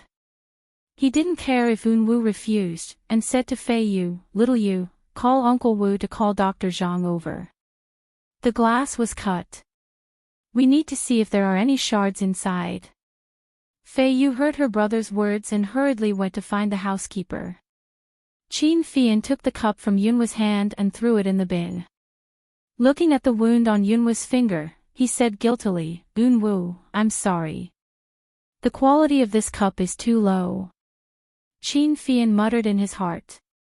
Zhuang Yichen, this guy, even said that his nightclub would import a batch of crystal cups from Italy as a gift for the old man's birthday. All the cups used for this banquet would be provided by him. This was not a small sum, but it was so fragile. Brother Yen, you're too serious. I was careless. Yi Er said that Qin Fian and Yunwu were both delicate men, as beautiful as women. But they were different. If Qin Fian smiled, it was as if he could steal a person's soul. He was so devilish that people couldn't help but want to tease him. As for Enyo, no matter what, he was as indifferent as a pool of water. Just looking at him made one's heart itch, and it was hard to endure. One couldn't bear to say anything unpleasant to his ears. Yunwu saw that the couple had already taken their seats, so he let Qin Fian take the cup in his hand. He swore in his heart, Yunyi, whether it's white clouds or dark clouds, you can't float out of my sky. Jiang Zhao was a sensitive man. He could sense Yi Er's attitude towards Min Zikai. Even if he had feelings for Min Zikai, it was likely that he had been hurt when he broke off the engagement. He was very satisfied with her performance just now and felt that she should be rewarded. He whispered into her ear, Mrs. Jiang, I have a gift for you tonight. What gift? Yi Er was a little excited. She picked up the glass and took a sip of the juice. I want to reward you with a new position tonight and give you something new. Yi Er hurriedly covered her mouth and used all her strength to prevent herself from spitting out the juice that had just entered her mouth. Every table was covered with a large tablecloth that almost reached the ground. Yi Er sat beside Jiang Zhao and realized that the man had already pulled the tablecloth lightly and covered her legs. She wanted to shrink back, but her knees were caught by the man's strong hands. Yi Er sat on the stool, allowing the pair of hands under the tablecloth to do whatever they wanted. Her face was flushed red. Yunwu chose to sit at the same table as Jiang Zhao and Jiang Zhao. From time to time, he would exchange a few words with Yi Er and Jiang Zhao. Min Zikai seemed to be unwilling to give up. He wanted to sit at the same table as Yi Er, but his mother stopped him. At the same table sat Jiang Zhao, Yi Er, Qin Feiyu, Qin Fian, Yunwu, Jiang Rui, and Xiang Wan. When Enchanting came, it could be described as a passing breeze. Last night, she wanted to come no matter what. However, Weiguo ordered her to stay at home because Enchanting threatened not to let Jiang Zhao get married smoothly. Great, now that the marriage certificate had been taken, no matter how much she struggled, it would be useless. Today was the birthday. She called Qin Rongfang and said that she wanted to come to the birthday celebration. How could Qin Rongfang not agree? He even scolded Weiguo, saying that how could he discipline his child like this? He must bring Tingting over for dinner. Qin Rongfang had no choice. Even if he knew that there would be some commotion today, he had to agree. He could not be so narrow-minded. Tingting came to the birthday celebration, but she only said a few auspicious words to Qin Rongfang. Then she went to Jiang Zhao's table and threw her handbag on the table. She did not care about the eyes of others and directly sat down on the chair next to Jiang Zhao. Yi Er was not worried about Tingting at all. She could intuitively feel that Jiang Zhao would not like this kind of girl. Although she pretended to be a lady outside, she could not bear loneliness and could not bear it for long. Unlike her, she could bear it all the way until the end, leaving Jiang Zhao speechless. However, Tingting was too ferocious. Her retaliation was too severe. Jiang Zhao would not like such a girl. If he wanted to guard against her, he should guard against the virtuous northern city golden silk bird beside his grandfather. Tingting was indeed as Yi Er thought. She was impatient. She had a good reputation outside, but that was because she did not appear for long. Now, with Mrs. Temper and her resentment towards Jiang Zhao and Yi Er, she said that it was an engagement. It had only been a day, but they had already gotten their marriage certificate. It was infuriating. The words that came out of her mouth were very sharp and unkind. The table was round. As long as she tilted her head and leaned forward slightly, she could see past Jiang Zhao and see Yi Er. She said angrily, Yi Er, do you think you can be a phoenix just because you climbed up the tree? Haven't you heard that a plucked phoenix is inferior to a chicken? Wu frowned and lowered his eyelashes to prevent others from seeing the change in his emotions. He slowly clenched his fists. He knew about the Yun family's affairs and could understand what she meant when she lied on the grass and said that she had sold herself to him. Other than heartache, there was nothing else. If it were his woman, he would never allow others to humiliate her at such an event. Jiang Zhao's face darkened. He turned his head and was about to scold her when Yi Er grabbed his hand and tugged at it, signaling him not to speak. At this moment, Yi Er had a bright smile on her face. She held Jiang Zhao's arm and intimately leaned over. She said to Tingting, I know that I'm inferior to Miss Tseng. I've never denied it. In an instant, everyone at the table spat out wine, water, and whatever else came out of their mouths. However, they hurriedly grabbed their napkins to block it. Everyone went pft. Wu immediately laughed. If Yi Er was a plucked phoenix, then wouldn't Tingting be a chicken? Jiang Zhao squeezed Yi Er's hand and stroked it with his other hand. Yes, his woman should be like this. How could he let others bully her? He could bully her, but not others. No matter if it was a man or a woman. Yi Er held Jiang Zhao's arm as if no one else was around. She looked at Tingting talking to Jiang Zhao.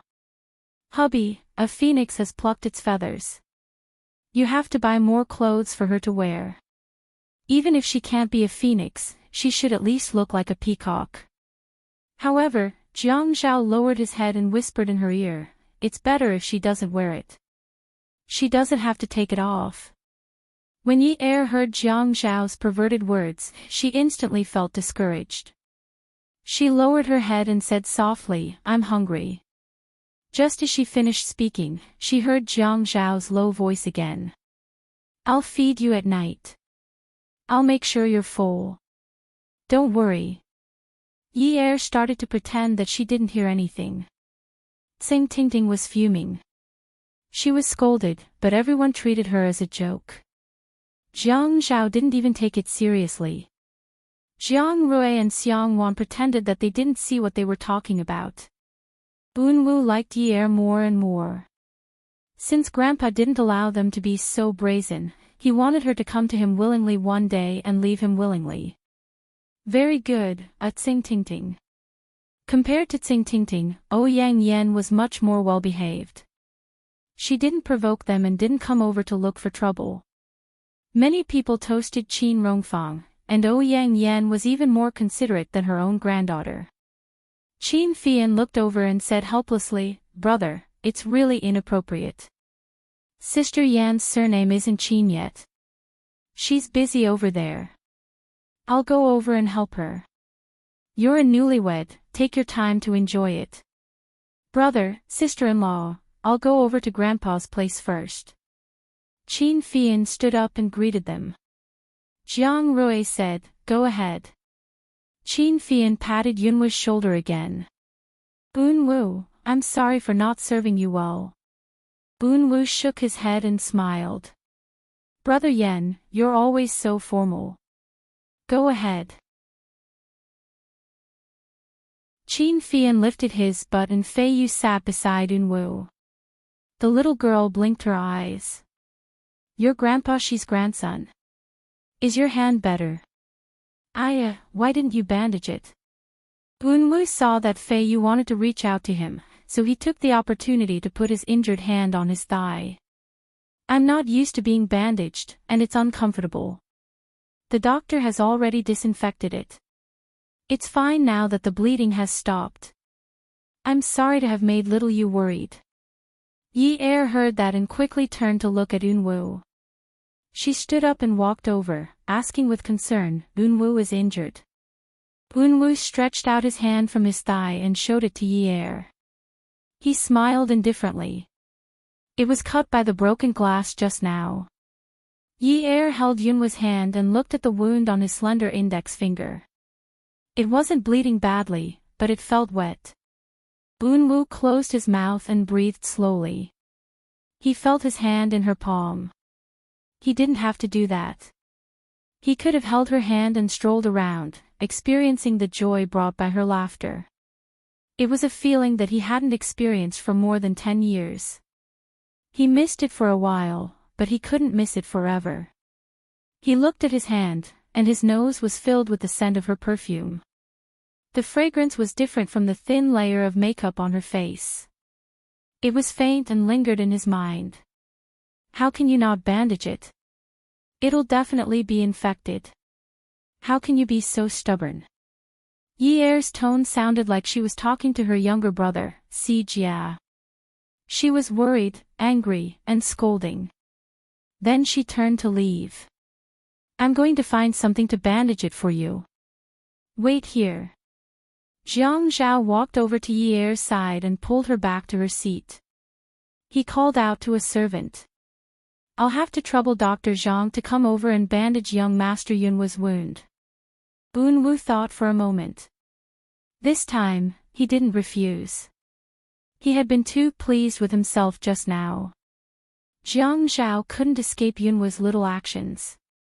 When Fei Yu wanted to take a look for him, he withdrew his hand. However, Yi had only asked him a question and he had already extended his hand. And Yi Er was so concerned about him. Just as Jiang Zhao's thoughts were slowly sinking, Unwu chuckled and said, "It's good to bandage it. If my girlfriend sees it tomorrow, she'll disturb me again. I'm really afraid of her." Wasn't she disturbing him like this right now? She hated him for being stubborn and was afraid he'd be infected. Was this what a girlfriend was like? Everyone could hear Yunwu's tone.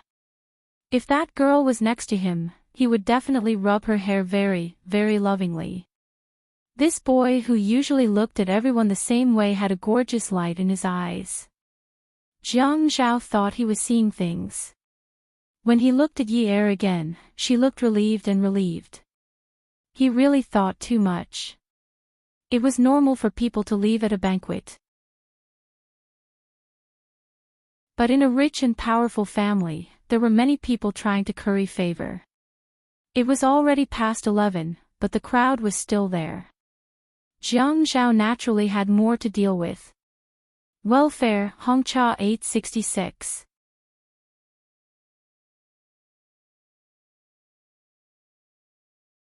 Chapter 494.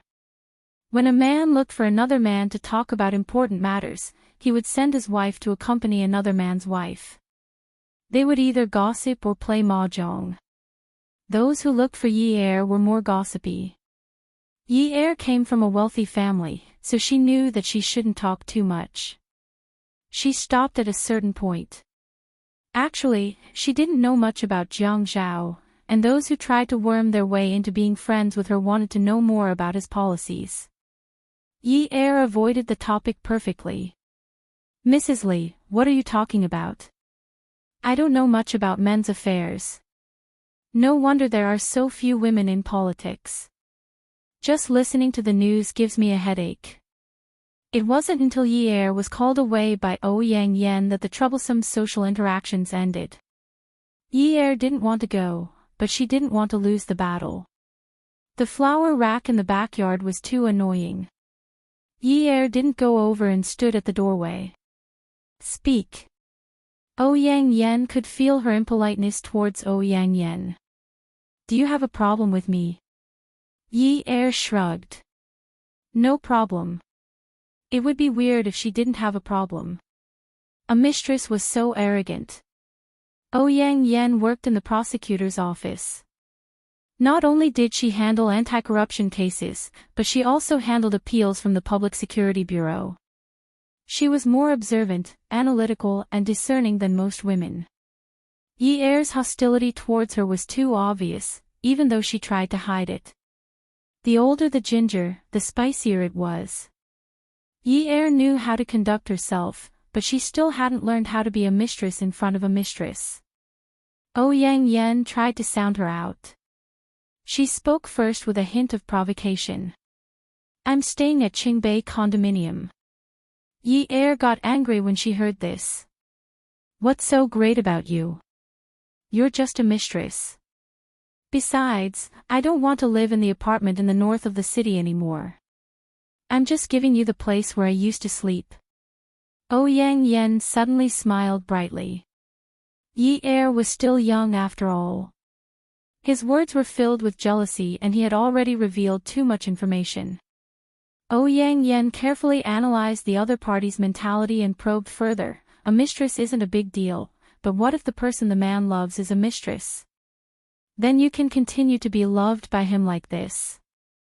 Continue to be a golden bird in the north of the city. Yi Er had always been wary of the existence of the Ouyang Yan, but she didn't know that this woman would be so shameless as to confront her directly. She wanted to keep the peace, but she didn't give her a chance. Ouyang Yan could finally confirm that Yunyi definitely did not know that she and Jiang Zhao were not really together. Yes, they were not together. She came back and bought baby's breath and lilac to tell him that she missed him very, very much. If not for this Yunyi, the one getting the marriage certificate with Jiang Zhao would be her, Ouyang Yan. Jiang Zhao married Yunyi because he was forced by circumstances. Maybe they were not as good as they looked, and they were just putting on an act. If not, why would Yunyi treat her like this? Ouyang Yan said. I want to make a deal with you. Yi Er flatly refused, not interested. Ouyang Yan said confidently. It is related to your father. Oh. Yi Er finally looked at Ouyang Yan. Your father's case is still with the Public Security Bureau, and there is no appeal to the prosecutor's office. There is something fishy about this case. Jiang Zhao is only a deputy mayor and is not a member of the standing committee. If he helped your father and did not harm his and the Qin family's interests, your father would have been tortured to death. I have a solution for your father's case, and I don't want to drag Jiang Zhao into this. Ouyang Yan was not a fool. Yi Er was jealous because she cared about Jiang Zhao. What if she used the best of both worlds to tempt her? Yi Er took a deep breath and asked, "What do you want?" Ouyang Yan's picturesque eyebrows held a faint smile, but it carried a trace of coldness. She stood in front of Yi Er and tilted her chin slightly forward as she slowly said, "I want Jiang Zhao. I want him to belong to me alone. I don't want to be a prostitute in the north of the city. I want to be the legitimate Mrs. Jiang. You, ask for a divorce from him." Yi Er just stood there. She was considered to be very tall among girls, but she was still very tall. She was still wearing high heels and a mature gown. She stood there and felt that her height was shrinking. The backyard door was smaller than the front door, but there was still a red lantern hanging on the lintel to show the festive mood from yesterday. The lantern would be hanging for a few more days. It was because old Master Qin's precious grandson was getting engaged. That granddaughter-in-law was standing under the lantern, and her face was red. Yi En knew that her breathing was a little unstable. She just looked at the woman in front of her. This woman was 4 or 5 centimeters shorter than her, but that kind of arrogance and confidence rushed up from the bottom of her feet. No matter how she looked at her, she was a person who stood aloof from worldly affairs. But this woman was fighting with her for a man. She was using the most important man in her life to fight. She didn't know how this woman did it. Even when she was threatening people like this, she was still calm and collected, just like Jiang Zhao. No matter what she did, she could do it without panicking. There was absolutely no flaw in it. She was clearly the one wearing a gorgeous evening gown today and was helping her grandfather receive the guests as a member of the Qin family. Ouyang Yan was just a guest, but she treated everyone like a member of the family. She was polite and courteous to everyone. Everyone said that she didn't look like an inspector, but a gentle and virtuous housewife. Didn't she want to be Jiang Zhao's wife? Ouyang Yan was undoubtedly arrogant. Her arrogance was different from Xingtingting's. Xingtingting's arrogance didn't have any foundation and only made people find it funny. Ouyang Yan was like a strategist, like a chess player who could see through the game. Once upon a time, she also sat arrogantly in front of Jiang Zhao and threatened him. Jiang Zhao asked her for her conditions. She said that she wanted to reduce her father's sentence.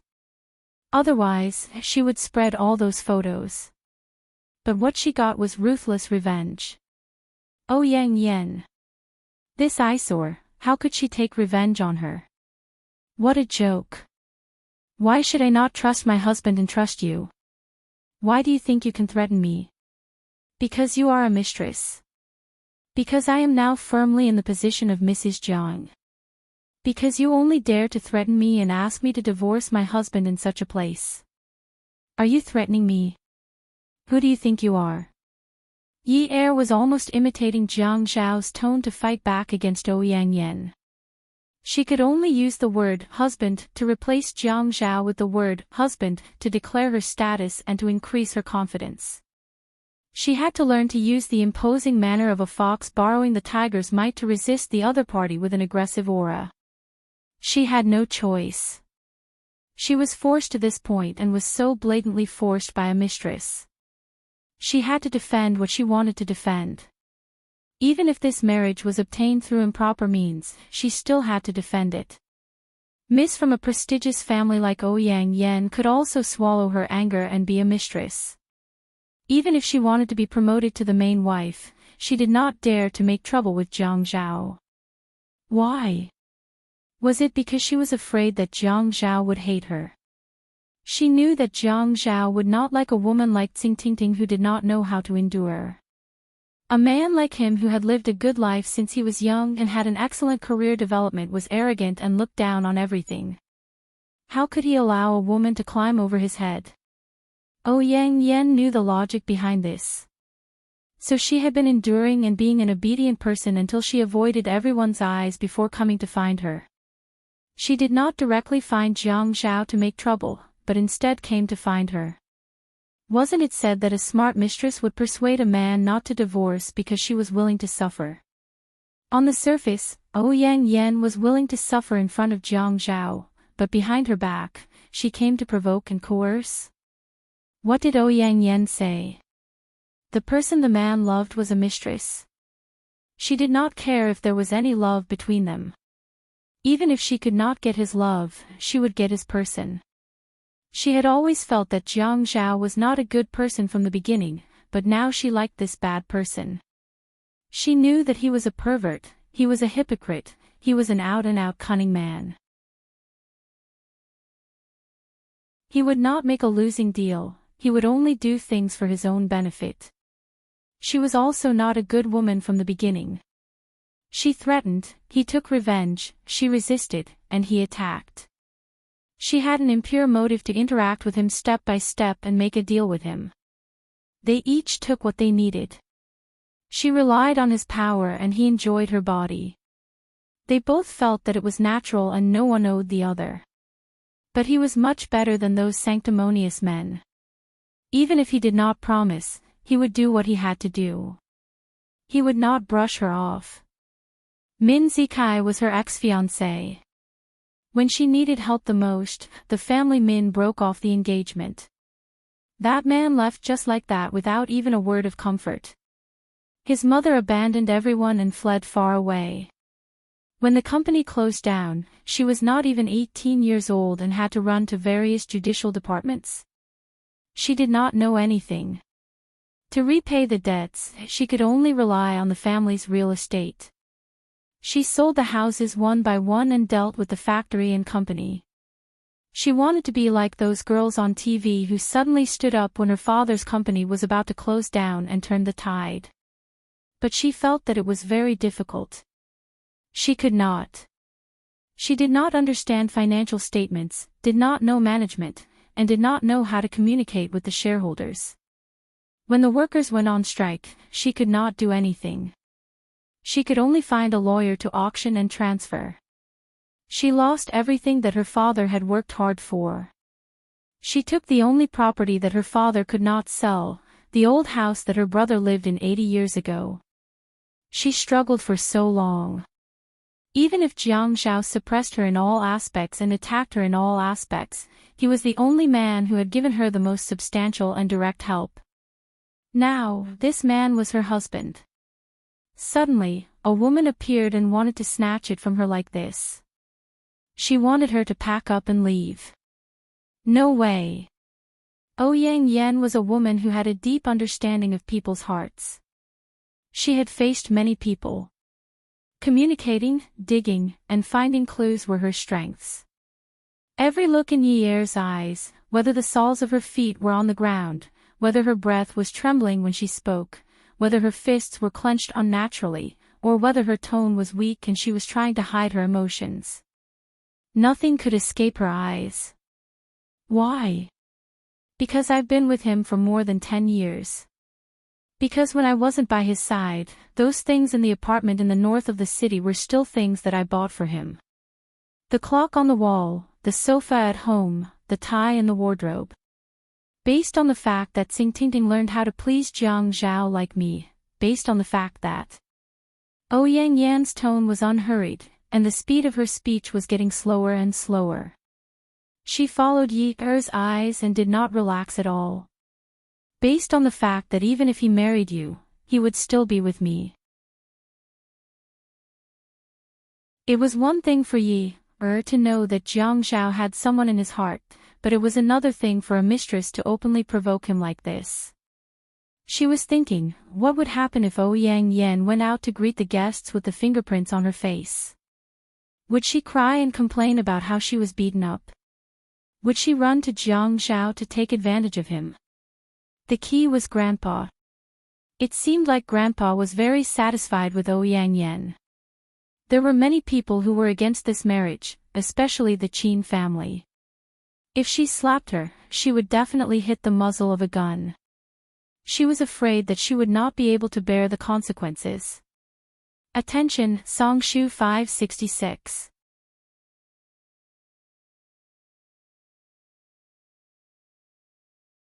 Chapter 495.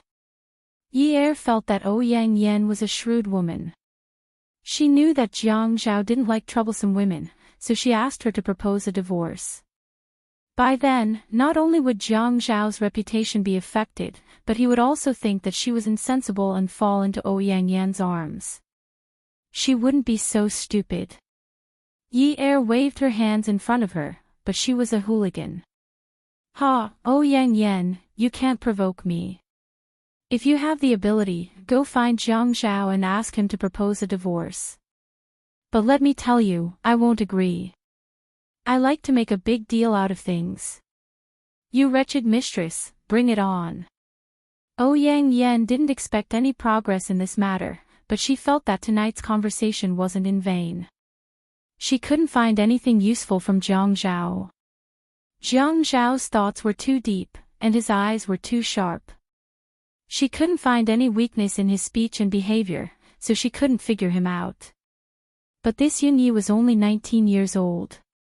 It was impossible for her to be as experienced as Jiang Zhao. It seemed that the relationship between the two of them wasn't very good. She still had a chance. Yunyi, don't be so smug. Anyway, the person Jiang Zhao loves is me. I have all the time to wait. But I think you should go and see your father. The engagement is such a good thing. How can you not inform him? Although visiting takes time, I have some connections. I can lend you a back door. Can you go and see him tomorrow? When Yi Er heard Ouyang Yan's high-spirited tone, she wanted to strangle her. Her father was suffering in prison, but this woman still talked so energetically in front of her. It wasn't that she didn't want to go and tell her father the good news, or go and see him. But she had just married Jiang Zhao. There were some requests that she didn't dare to make, and she didn't dare to make excessive requests in the Qin family. Ouyang Yan, this damned woman. No. Yi Er stubbornly wanted to say no. Ouyang Yan replied quickly. She had always been gentle when she spoke. Now that she was talking to Yi Er, her words were like a gentle knife. You don't know this, but the way the police handle cases is different from the way we handle cases in the procuratorate. The procuratorate attitude is famous for being very good. They ask questions, investigate, and are very patient. When the police want to close a case, they will often use torture to extort a confession. You also know that your father is not even 50 years old. Your father is also quite manly. He stubbornly held on for so long and refused to admit it. He said that he would never let his son and daughter be tainted with the name of a criminal father and go out to be judged by others. He must be dreaming, right? I'm afraid the news of your marriage with Jiang Zhao has spread overnight. Yun Yi, do you think that your marriage with Jiang Zhao will be of great help to your father? Maybe someone can't sit still anymore. Your father's case might be closed in a few days. At such a critical time, it's normal for him to suffer some physical pain. How could Yi Er withstand such provocation? Before she married Jiang Zhao, her weakness was her younger brother and father. Every time she visited them in prison, they comforted each other. However, when had she not seen her father's old age with her own eyes? Torture to extort a confession. Physical pain. No matter how heartless she was, it was impossible for her to remain calm when she heard that her father was going to be tortured.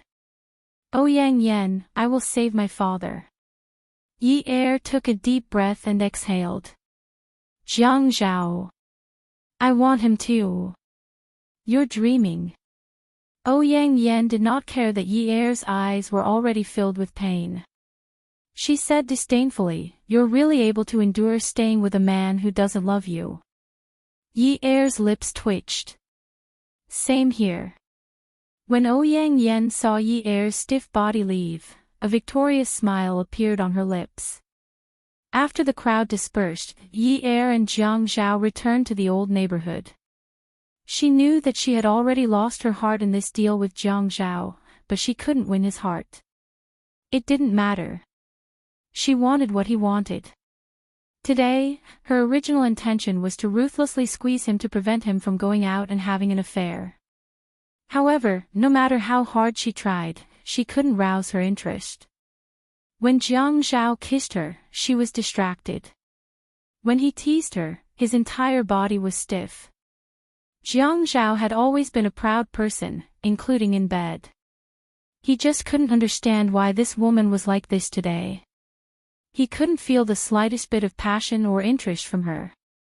Yin Yi, what do you mean? Finally, after many failed attempts, Jiang Zhao couldn't take it anymore and shouted. Yi Er was dumbfounded by Jiang Zhao's shout.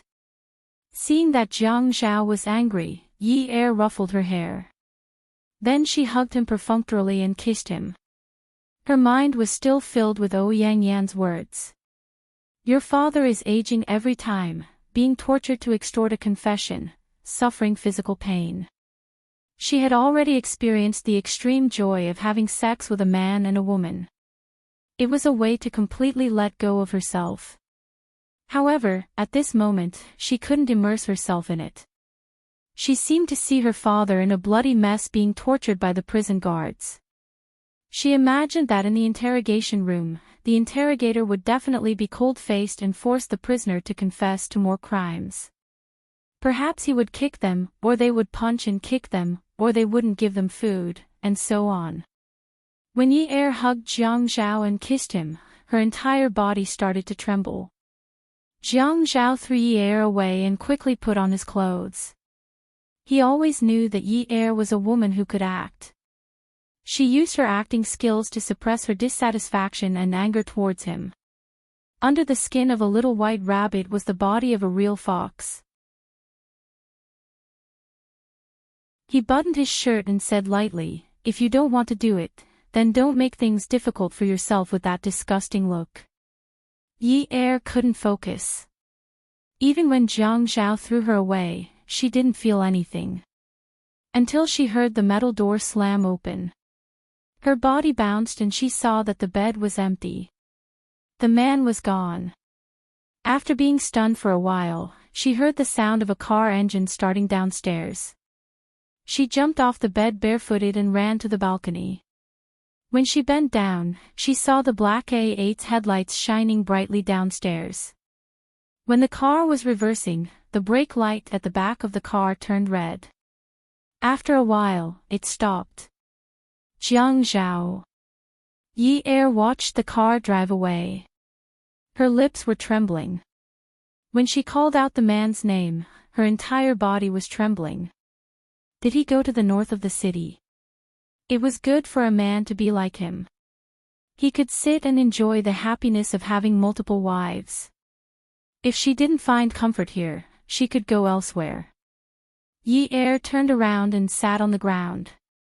This was just the beginning of her life. How could she continue in the future? She was married to such a powerful man, but she didn't even dare to ask to see her father. She was afraid that he would be angry. But why couldn't she ask? He treated her as a woman who was forced to marry for her father. Why couldn't she use such resources? Anyway, she couldn't afford to love him. He didn't care that she treated him well. If she continued to think too highly of herself, she would only get worse and worse. She couldn't do anything well. If she delayed her father, she would live a miserable life. She had to get something, didn't she? She found her phone and called Jiang Zhao.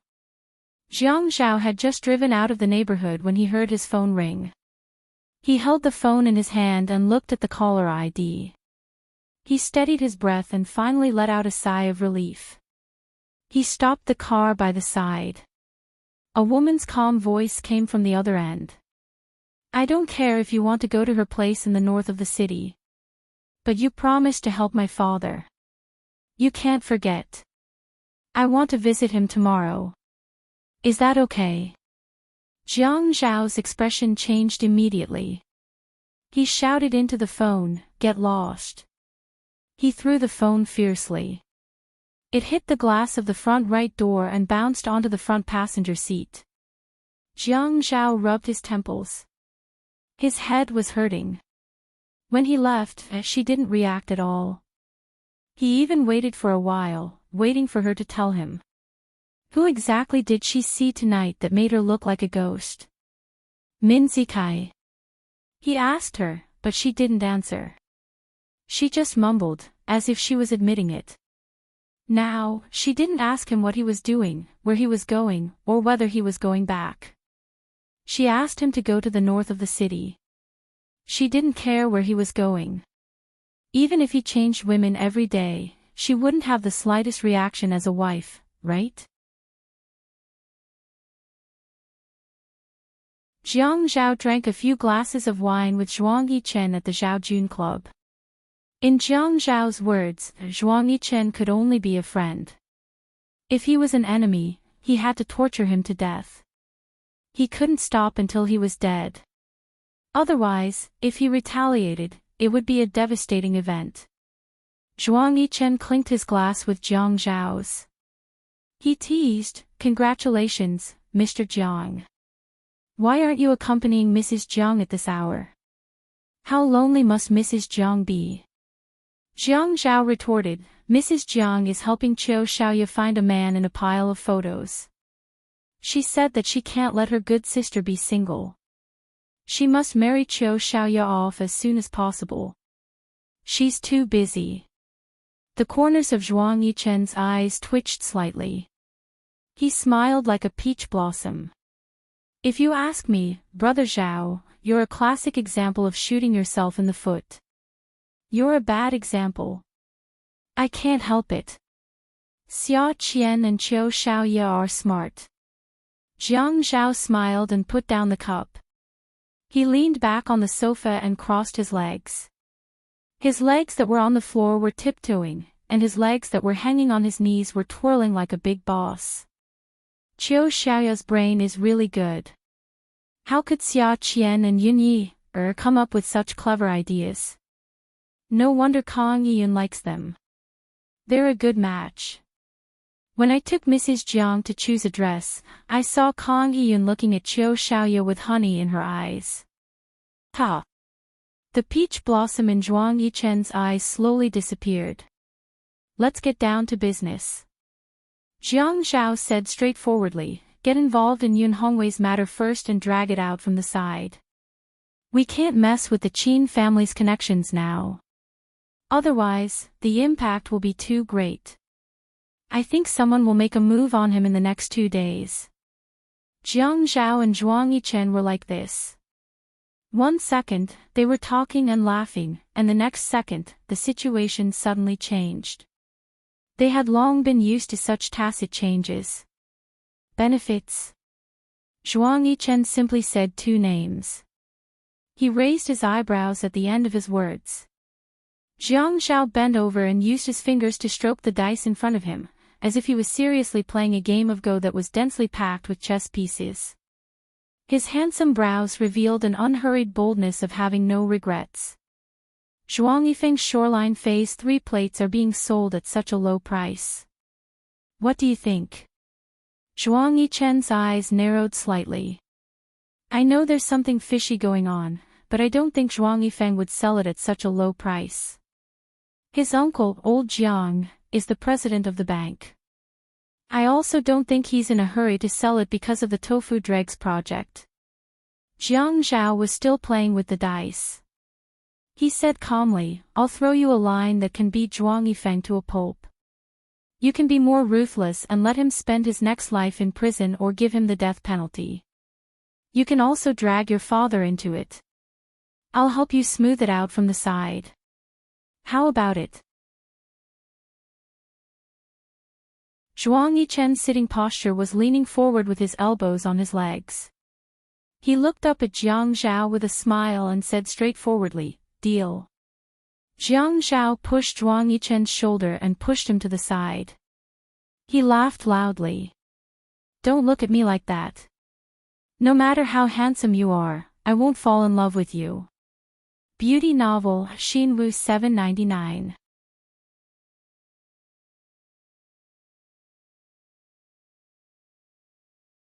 Chapter 496.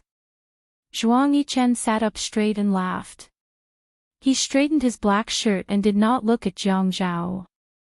He picked up the bottle and poured wine into the 2 crystal glasses in front of him. His movements were a little slow, and so were his words. Brother Zhao, you used to tell me not to rush for quick success and instant benefits, but this time, you left in too much of a hurry. It doesn't matter if you're in a hurry. The key is to be steady. Aren't you afraid that I'll go astray? I believe in you. You believe in me so much for a woman. Jiang Zhao avoided the question and answered lightly, I've always believed in your ability. Otherwise, I wouldn't have taken a fancy to you. Zhuang Yichen snorted. He pinched the shirt over his heart and moved back. He glared at Jiang Zhao. Don't mess around. It's useless even if you take a fancy to me. Ha! After Jiang Zhao left Peerless Beauty, he went to a hotel and checked into a room. He looked at his phone from time to time. It was very quiet. He used to think that the woman was very cute when she was clever because he could see through her thoughts at a glance. She was like a little fox that could perform in the palm of his hand. In any case, he watched whatever she acted. It was really a pleasure. He was immersed in her performance for a period of time and wanted to watch it every day. But recently, he realized that he could not see through her. He did not know why, but he could not understand what she was thinking. He did not even know what he was thinking.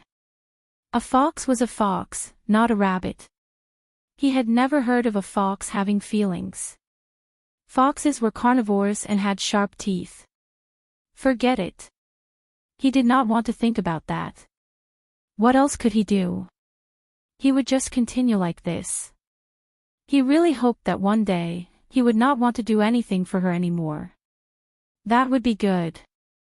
This kind of fickle woman was really not to be touched. The next morning, Jiang Zhao asked Lu Qing to arrange for Yun Hongwei to meet with Yi Er. Lu Qing came back from the prison and stood in front of Jiang Zhao's big desk with a serious expression. Boss, I suggest that we don't let Yi Er visit her father. Jiang Zhao knew that Lu Qing wanted to report the situation to him, so he didn't raise his head. At this time, he was still holding the pen. Hearing Lu Qing's words, he looked up. His clothes were neat and tidy, and his facial features were resolute. There was a faint tiredness in his eyes, but at this time, he was in high spirits. Even his gaze was sharper. Oh.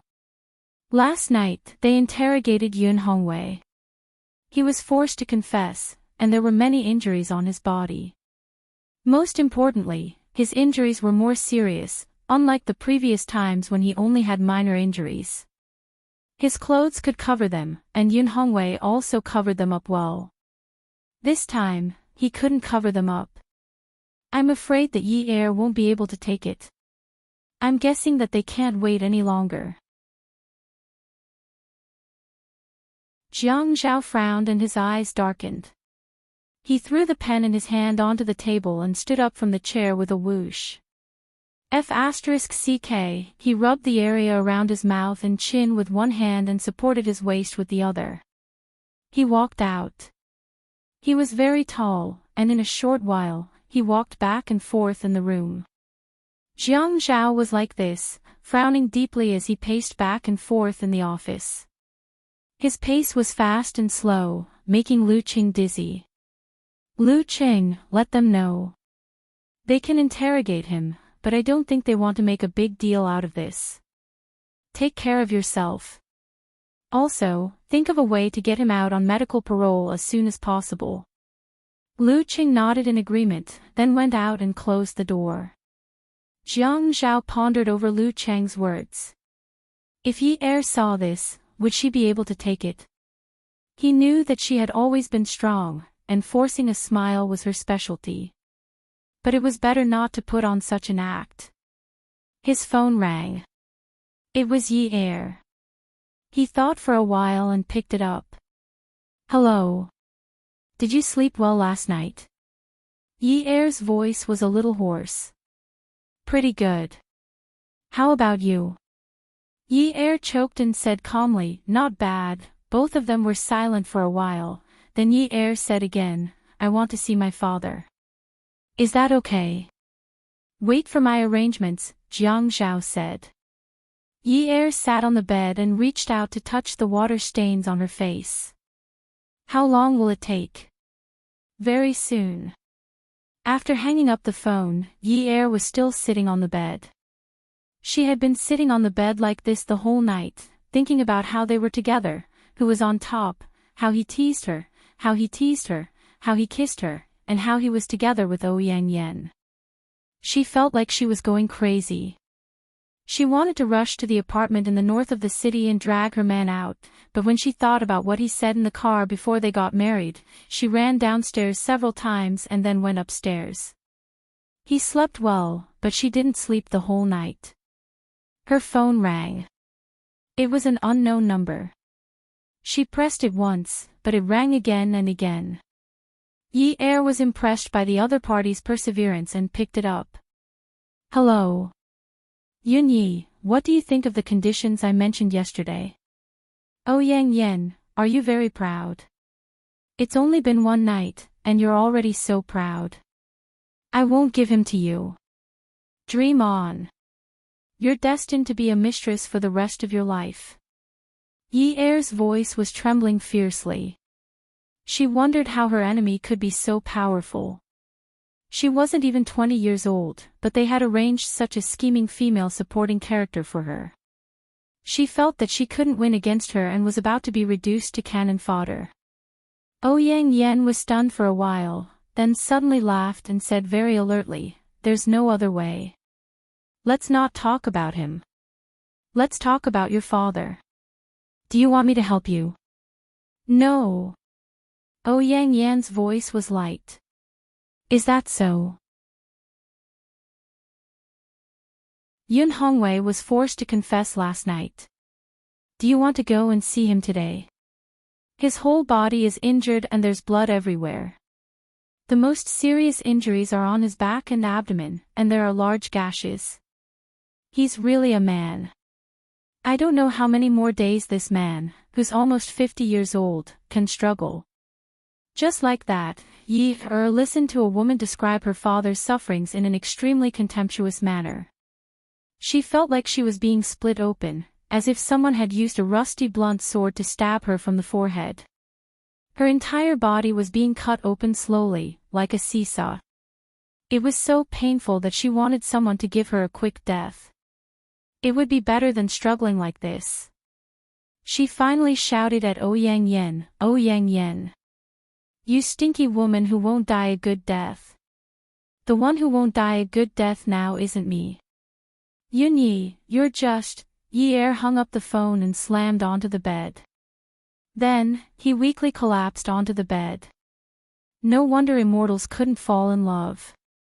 The general idea was that it would affect their cultivation. Immortals were so powerful that they could torment mortals in any way they wanted. They were emotionless and had no desires, so their magic power was boundless. Look at her. She wanted to save her father, but she couldn't harden her heart to force Jiang Zhao into a corner and make him give in. She was forced into a dead end. She didn't want to give Jiang Zhao to her love rival, but she didn't have the ability to ignore her love rival's threat. Jiang Zhao asked her to wait, but Ouyang Yen said that he could arrange for her to meet him today. Yi Er tugged at her hair, tugged hard, and then slapped herself. Today was Friday. She was going to pick up her brother, but she felt like she was going to die. She couldn't get out of bed and didn't even have the strength to get up. 10 kfm. She needs to get out of bed and pick up her phone to call Zhengling or someone else to pick up Xijia.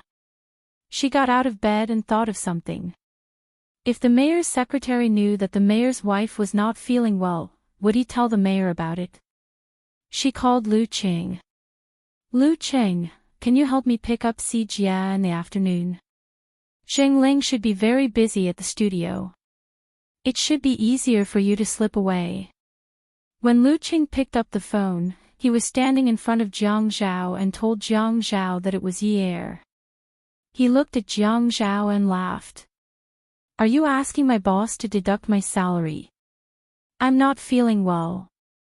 I'm worried that I have low blood sugar. I feel dizzy when I get out of bed. I want to go to the hospital, but I'm afraid I can't pick up Jia in time. As soon as Yi finished speaking, Lu Cheng's phone was taken away by Jiang Zhao. Jiang Zhao's expression was not good. He was about to say something, but when he saw Lu Cheng beside him, he swallowed his words and said coldly, "Stay at home and don't go anywhere." Jiang Zhao sped all the way to Yi Er's neighborhood. Since when did this woman have low blood sugar? She even feels dizzy and needs to be hospitalized. The first time Jiang Zhao moved in, he had taken the spare keys from Yi Er's drawer. When he entered the bedroom, he saw Yi Er curled up on the bed. Her hair was messy, and her face was pale. He was so angry that he wanted to give her a tight slap. But when he wanted to slap her, he kneeled on the bed and carried her in his arms. "You didn't eat." Yi Er's lips were dry and cracked. She snuggled into his arms and said weakly, "I'm so dizzy that I don't have the strength to get out of bed." When she smelled Jiang Zhao's scent, it was as if she had eaten mustard. Her eyes were about to open. She hugged his waist and tugged at his clothes. "Ah, Zhao, I miss my father. I miss my father. I dreamed that he was having a hard time." Jiang Zhao felt his heart soften again. He couldn't harden his heart after being tortured by this woman. "I'm thinking of a way. Don't worry."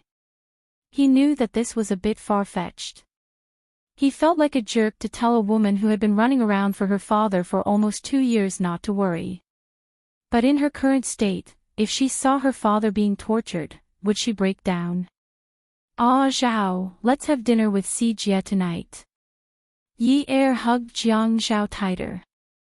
She thought about Ouyang Yan's words and sometimes even gritted her teeth. "We're engaged. He's still in school. He won't make it in time, I know. I'll go pick him up later, okay?" "Okay." Yi Er paused and added, "Let's go together. I might have fainted from hunger. Lie down for a while.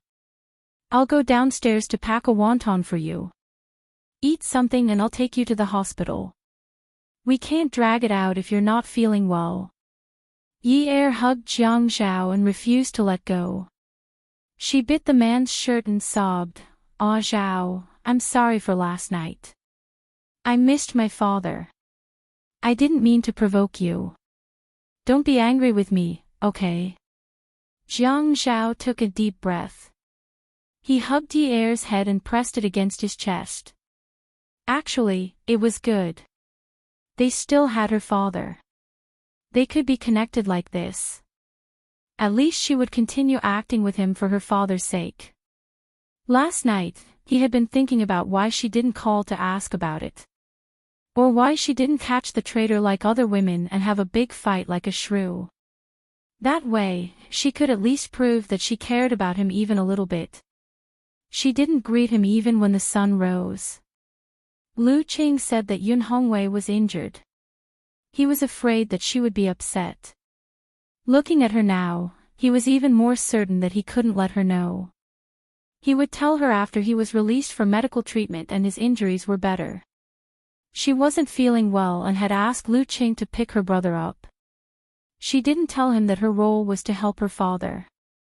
Forget it. He couldn't be bothered. Who asked him to rush over as soon as he heard that she was suffering from low blood sugar and couldn't get out of bed? She was his nemesis. She had jinxed him to death. Welfare, Hongcha 866.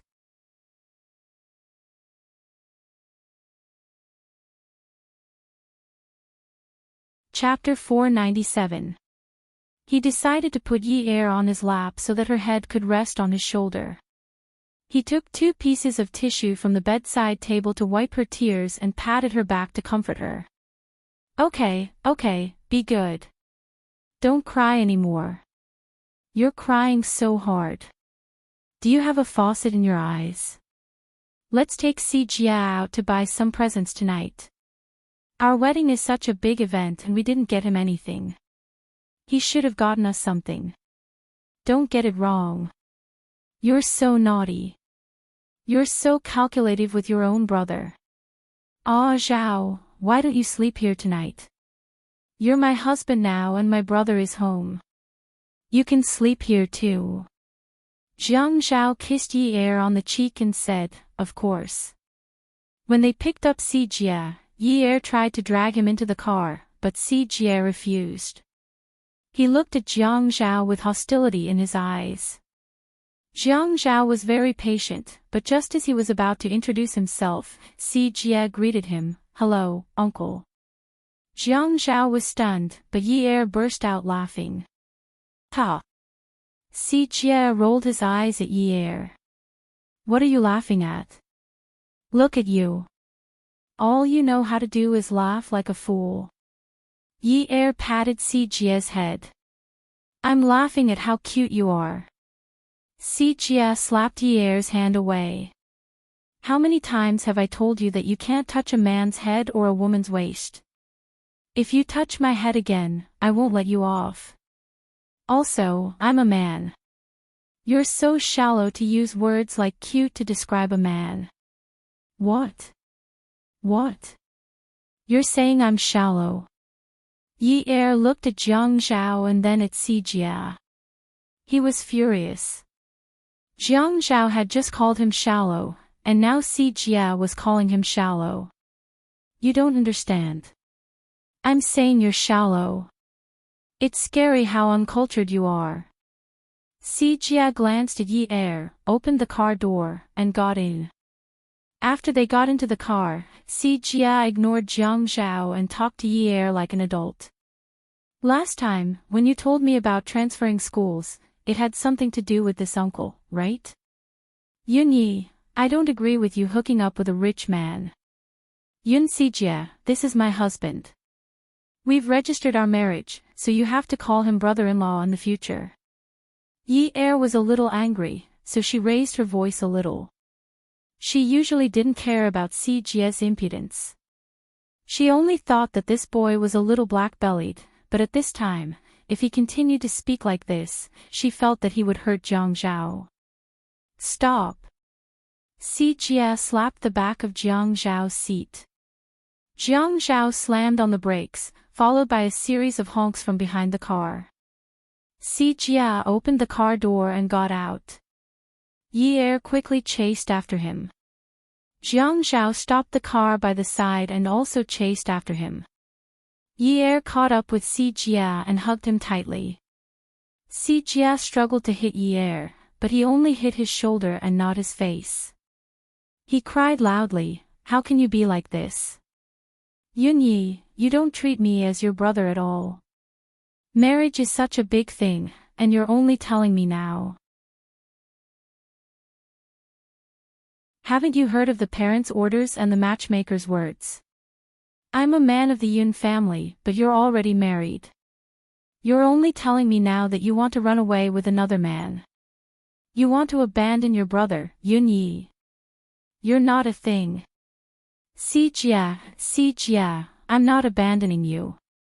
We'll still be together in the future. Your brother-in-law bought the house that we live in together. In the future, our family will still live together. We'll move there very soon. Si Jia, you're my brother. I can never abandon you. If you say that I want to abandon you again, I'll feel terrible. I'll feel heartache. Jiang Zhao watched as Yi Er hugged her brother and comforted him with reddened eyes. He stopped where he was and then turned to leave. He returned to the car. He knew that he couldn't do anything to this woman. She had a heart. She would feel terrible and her heart would ache, but that was only for her family. Si Jia was almost 10 years old. He was a handsome little boy. His school uniform for this season was a checkered shirt. He looked 100% like a little gentleman in it. However, at this moment, he was clinging on to Yi Er like a little rascal, asking for a hug. Yi Er carried Si Jia back into Jiang Zhao's car. Si Jia had always thought of himself as an adult. Jiang Zhao saw through him and left Yi Er to talk about men's topics with Si Jia. Later, before they even reached the restaurant, the two men, one big and one small, had already started to attack Yi Er together. Yes, she's timid. She's been like this since she was young. She's even afraid of snakes. She's actually afraid of those non-poisonous snakes that have their fangs pulled out. She's such a good-for-nothing. Once, I put my pet snake under her blanket. She was so scared that she laid out a cushion on the floor and slept for a month. She even sprinkled yellow wine and lime around the cushion. Jiang Zhao listened with great interest. From time to time, he would laugh out loud. Jiang Zhao hoped that he could bring Si Jia back to the Qin family for a meal tomorrow. Before the Jiang family left, everyone could meet up. Si Jia agreed because he thought that Jiang Zhao was very smart. After the meal, they went to the gaming center. Jiang Zhao actually knew how to play all kinds of video games. He was 10,000 times smarter than Yi Er. Although he acknowledged Jiang Zhao as his brother-in-law, it did not mean that he was willing to share his bed with Jiang Zhao. After taking a shower, Si Jia hung on to Yi Er domineeringly and refused to get down. He even said to Jiang Zhao generously, "Brother-in-law, don't leave today. I'll let you sleep in my room." Jiang Zhao looked at Yi Er bitterly. Yi Er thought to herself that children were very pure. How could they understand adult matters? Hence, she could only tell Jiang Zhao with her eyes, "Sorry." In the middle of the night, Jiang Zhao snuck into Yi Er's room again. He wanted to wake her up and move her to that room. However, before he could kiss her twice, the bedside lamp was turned on. Si Jia rubbed his eyes. Then, he narrowed his eyes and looked at Jiang Zhao. He said vaguely, "Brother-in-law, are you sleepwalking?" Jiang Zhao was completely speechless. Did he have to be so unlucky today? This brother-in-law of his had been playing dirty with him from the beginning to the end, right? If he was already like this now, what would happen when they moved in together in the future? If he slept with his own wife like a thief, would there still be any justice left? When Yi Er woke up, she found that Jiang Zhao had already fallen asleep on her pillow and was confronting Si Jia. Although they didn't speak, Jiang Zhao refused to get out of bed. The bed wasn't very big. It was 1.5 meters. She and Jiang Zhao were both tall. At this time, the space on the bed seemed abnormally cramped. Jiang Zhao didn't get out of bed. He confidently said to Si Jia, "Your quilt is too short. My feet are hanging out." Si Jia pulled off the quilt covering himself and Yi Er and gave it to Jiang Zhao. "You take this to cover yourself. Sister and I will cover that bed."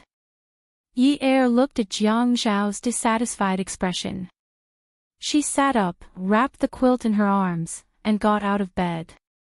"Yun Si Jia, I'll go get your quilt now. Your brother-in-law and I will sleep in that room."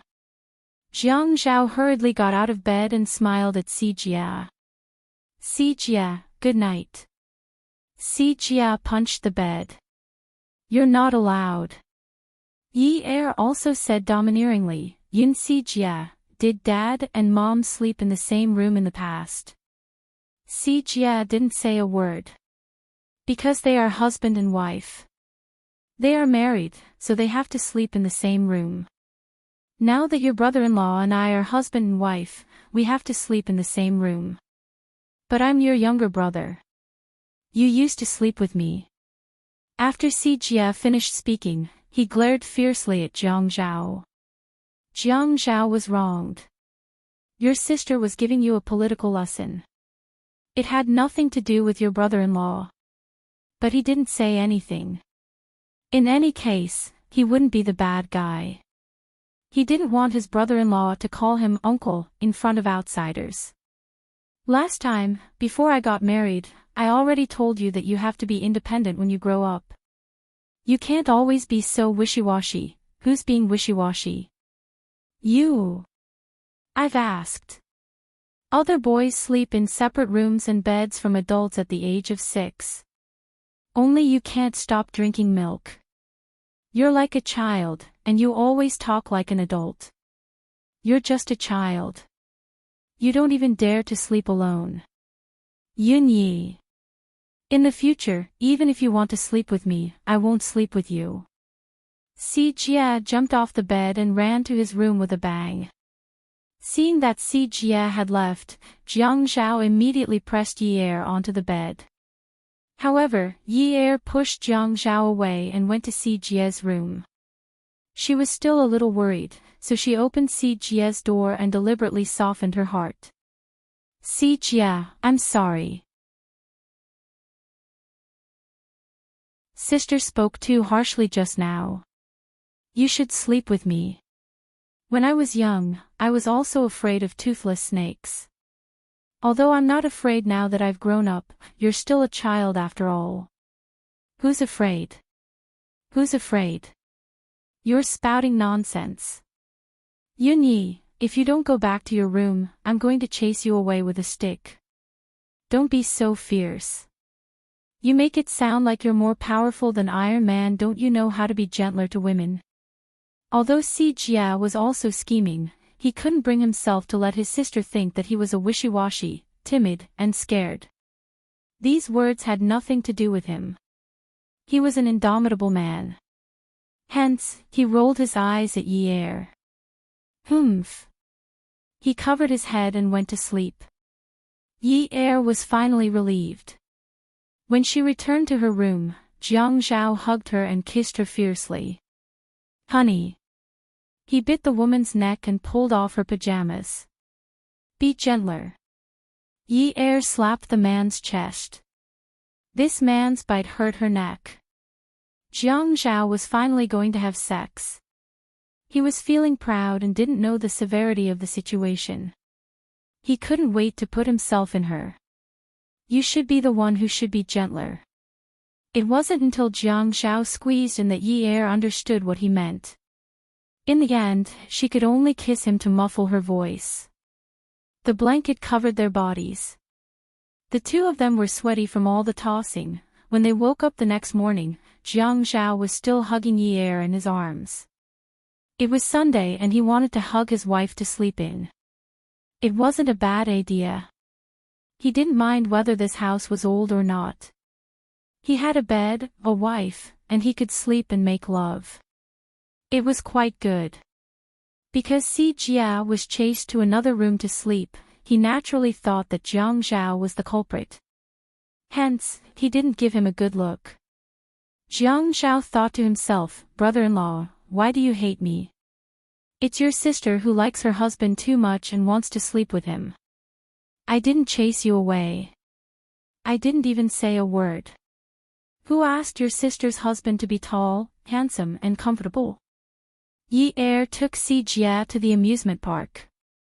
She saw Jiang Zhao wearing casual clothes and taking a 9-year-old boy everywhere to buy tickets. When they played those games that made people scream, he became even more handsome. After all, Si Jia was a child.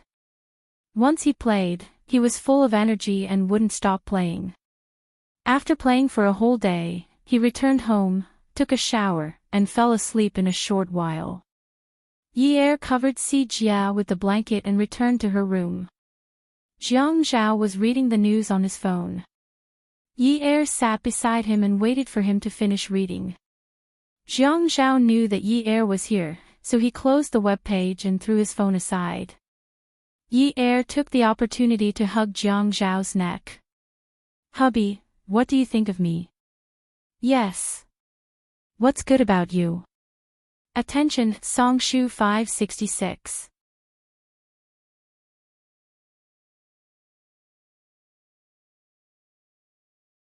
Chapter 498. Here is good, here is good, here is good. Jiang Zhao giggled as he kissed Yi Er's lips, breasts, and even touched her butt. Can't you be more serious? Just as he removed Ye's clothes, his phone rang. Seeing that it was Zhuang Yichen, Jiang Zhao cursed in his heart, but he still stopped what he was doing. Zhuang Yichen was not the kind of person who would call him for no reason. If he wanted to have a gathering, he would usually tell him in advance. They did not have any impromptu gatherings. The phone slid open. "Hello." Zhuang Yichen chuckled. "Did I interrupt your good time?" "Yes, I did. Why don't you call again tomorrow?" "It's okay. I'll talk about my business." "You can continue." Zhuang Yichen laughed as he spoke. Jiang Zhao was not in the mood to laugh. He turned over and laid down beside Yi, but his hand was still on Yi's body. "What's the matter? Tell me." Yi could not stand Jiang Zhao's touch. She cursed in her heart. They were still talking about business. Why couldn't he just talk about it properly? But whenever she moved, Jiang Zhao's hands would chase after her. "Get off the bed and find a quiet place to close the door." "I have something to tell you," Zhuang Yichen said seriously. Jiang Zhao immediately stopped and got off the bed. Then he covered Yi with the blanket and gestured for Yi to sleep first. Yi saw that he looked serious and nodded. Yi had always pretended to be deaf and mute about Jiang Zhao's matters. She had never asked about it. Today, she wanted to ask about her father, but she did not know how to start. Yi was tormented by this matter. On Monday, Yi sent Si Jie to school. Then she and Jiang Zhao sent the Jiang family members away. It could be said that he had completed a major task. In the afternoon, she received another call from Ouyang Yan. "Don't use Jiang Zhao as a condition. Go and see your father. I've arranged the time for you." But when Yi arrived, the prisoner refused to visit. Yi felt uneasy. Ouyang Yan then led her to the surveillance room. Yi stood there in a daze. She shook her head in disbelief. Didn't they say that the surveillance cameras in the prison were always broken? Why did it have to be so clear?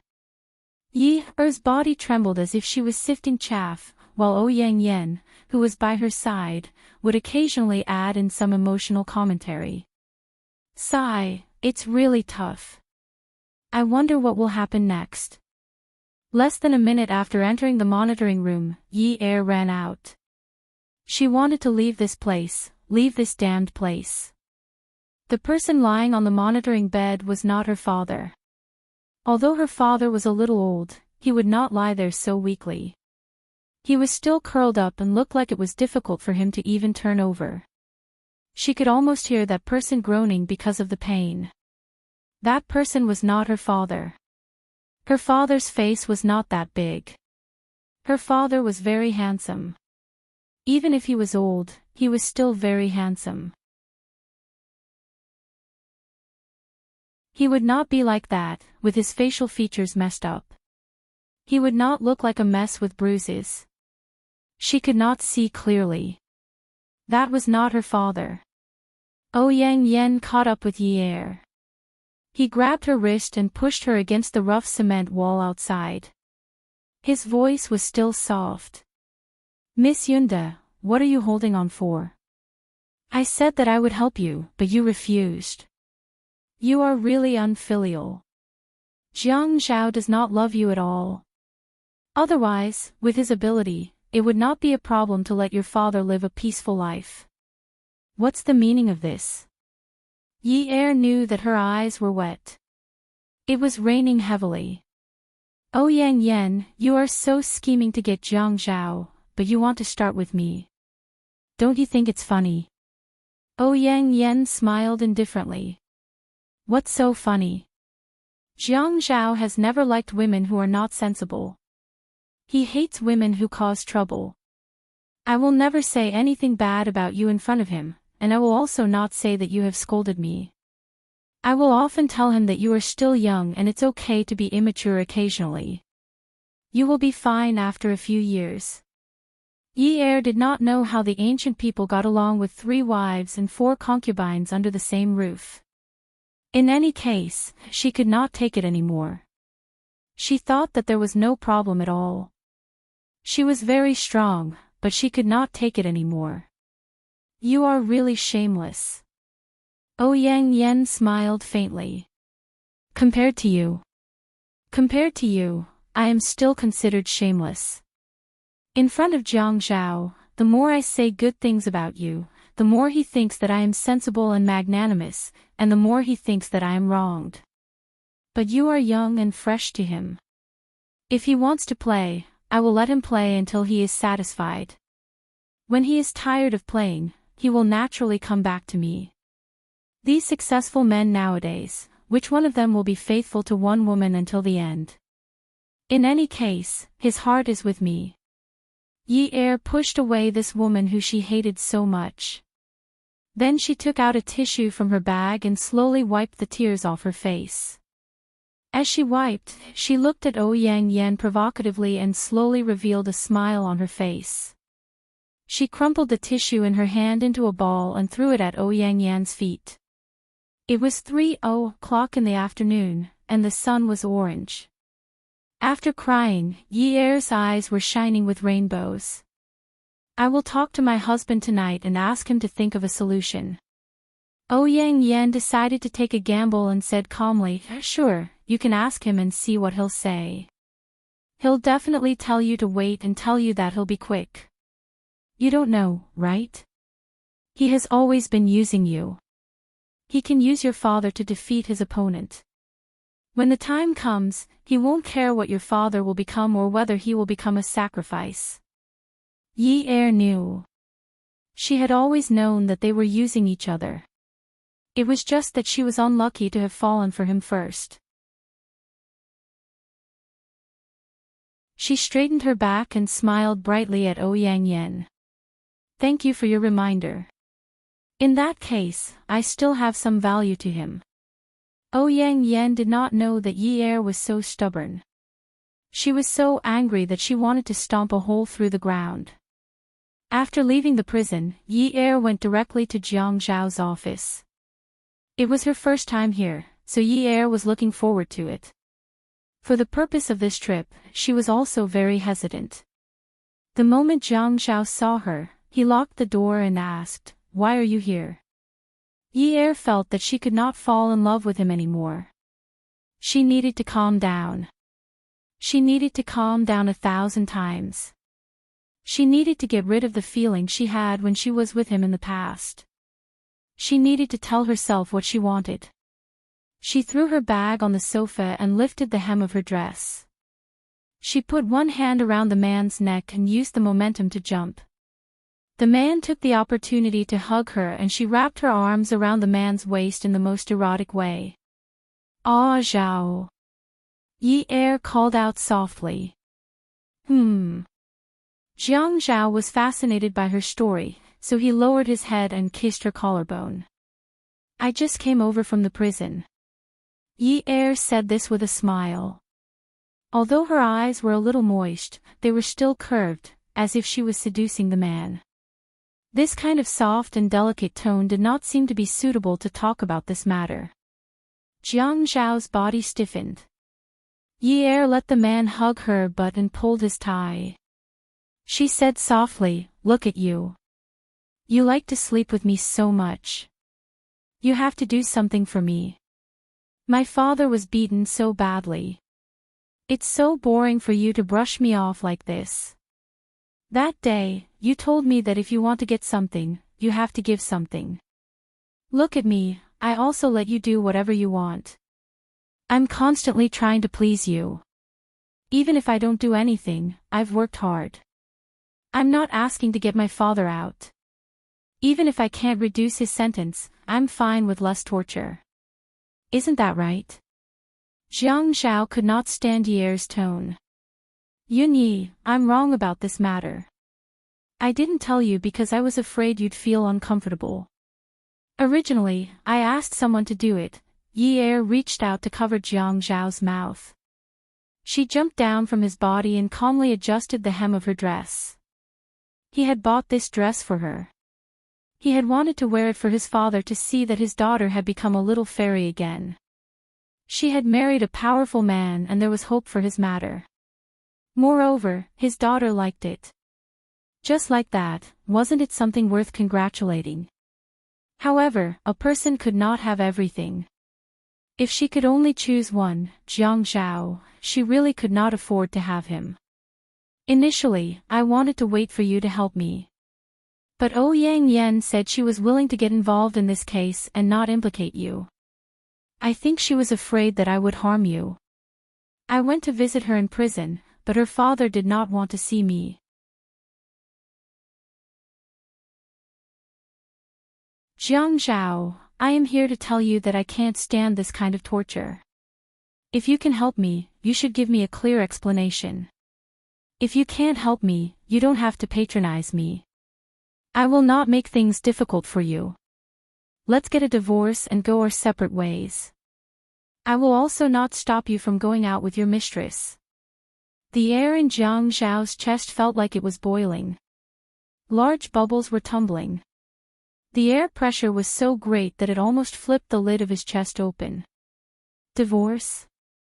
You think you can get married just because you want to? You think you can get a divorce just because you want to? Do you think this is the market? Yi Er laughed. I forgot that Mayor Jiang cares about his reputation. Ha! Jiang Zhao only wanted to kill this woman if it was not against the law.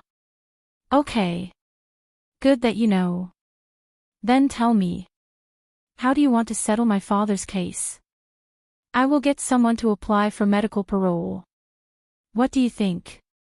Thank you, Mayor Jiang. Yi smiled brightly as she looked at Jiang Zhao. Like an ancient palace lady, she bowed to Jiang Zhao and then stood up. She walked slowly to Jiang Zhao's desk and touched the smooth surface of the desk with her fingers. She slowly walked around the desk. It was not a high-grade wood, but it was not low-grade either. The office of the government should be careful not to be too eye-catching. Yi Er's voice was soft, but her tone was sharp. Since you are willing to help me, then tell your mistress not to look for me in the future. Both of you can do whatever you want. There's no need for her to treat my matters as your matters. I am sleeping with you, and you are helping me. Both of us are equal. Why does she want to interfere? I am afraid I cannot repay her kindness. After all, I am not capable of sleeping with a woman. Yun Yi. Are you done talking? I am done. Since you have listened to me, I will leave first. Yi Er walked out of the building and kept smiling until she got into a taxi. Bam! She closed the door of the taxi and clenched her fists. Her tears kept rolling down her cheeks. Good job, Yun Yi. Go back to being the cold-blooded person you used to be. Otherwise, it will be too painful. Jiang Zhao calmly called Lu Qing over. How is the application for medical parole coming along? I am working on it. It should be done within these 2 days. Okay. You can leave now. Jiang Zhao called Ouyang Yan. Yun Yun, we need to talk about something. Ouyang Yan was panicking. She thought Yun Yi should have low self-esteem and would not say anything in front of Jiang Zhao. Could it be that Jiang Zhao knew about it? What do you want to talk about? You don't need to get involved in Yun Hongwei's case. Attention, Xinwu 799.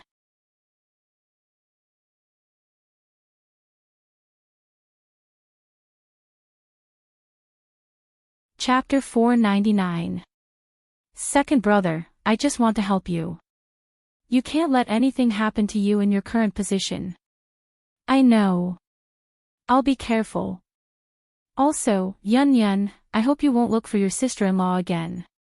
I'll treat today's matter as you being kind and don't want to pursue the matter. But Yun Yun, I've always done things appropriately. I think you should know very well that I don't need you to remind me of my next step. I have my own plans for when I'll let my wife meet my father-in-law. Yun Yun, sometimes, kindness may not be rewarded. Don't you understand? Yang Yan's hand trembled as he held the phone. I understand. Second brother, I didn't mean it. I'm hanging up, Jiang Zhao said coldly and hung up the phone. He let out a long sigh of relief. Good. He felt much more relaxed now that Yunyi was like this. She should be like this. She could make use of her original appearance. As a man, if he still had feelings for her all day long, he would be too much of a jerk. Divorce? These two words came out of her mouth easily. It was impossible for him to get a divorce. He could get a divorce if he wanted, but he had to wait until the day he saw her and the pain in his heart disappeared. Only then could he get a divorce. He hadn't escaped unscathed yet, so she should die with him. She wanted to leave. She wanted to leave him here alone. He, Jiang Zhao, had never been an easy person to get along with. Jiang Zhao acted as if nothing had happened and called Yi Er. I'm going home for dinner tonight. Cook for me. He hung up the phone. Yi Er received the order. Okay, cook for him. After dinner, Jiang Zhao deliberately didn't spend the night at Yi Er's house. He had to keep a distance from this woman. She was obviously poisonous. He wouldn't be stupid enough to touch her again. He kept reminding himself that he was a man with strong self-control. It was only a woman, so it was inevitable that he would be moved. At this age, it wasn't the first time he had been moved. Everything would pass. He also told himself that this period of time was just a little tough, but it would be fine after a while. Yi Er was the same as before. He started his own life and no longer paid attention to Jiang Zhao. Whatever Jiang Zhao wanted to do, whatever he told her to do, she would cooperate. She would act coquettishly and cutely just like before.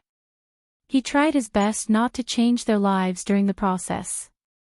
Jiang Zhao was the same as before their marriage. He treated her coldly from time to time.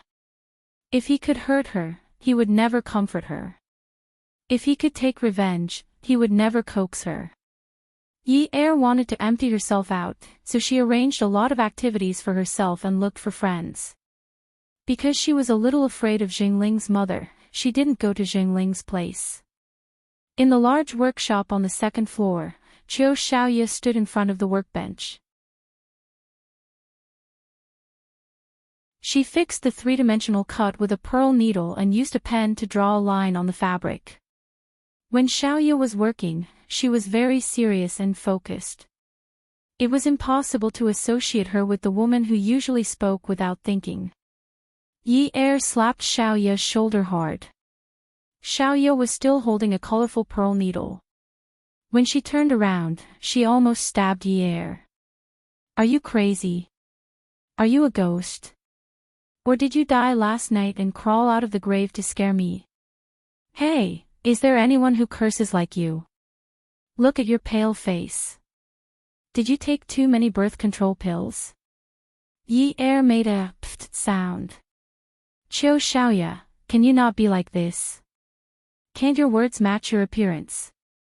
Qiu Xiaoye said, Oh, I'm sorry. I was wrong. But you shouldn't take birth control pills. It affects your skin and your endocrine system. Yi Er touched his face. He kind of believed Xiaoye's words. Don't tell me you don't want to take them. Xiaoye took off the wrist pillow on her wrist and inserted some unused pearl needles into it. Finally, she threw the needles into the tool tray. She picked up the glass of water on the table and took a big gulp. I'll take them. What if I get pregnant if I don't take them? What if the man doesn't want them after giving birth? Then why is your skin so good? Is my skin really that yellow? Yeah. You don't look too good recently. I recommend a birth control pill for you. My friend in the hospital has it. All the female doctors and nurses in the hospital take this.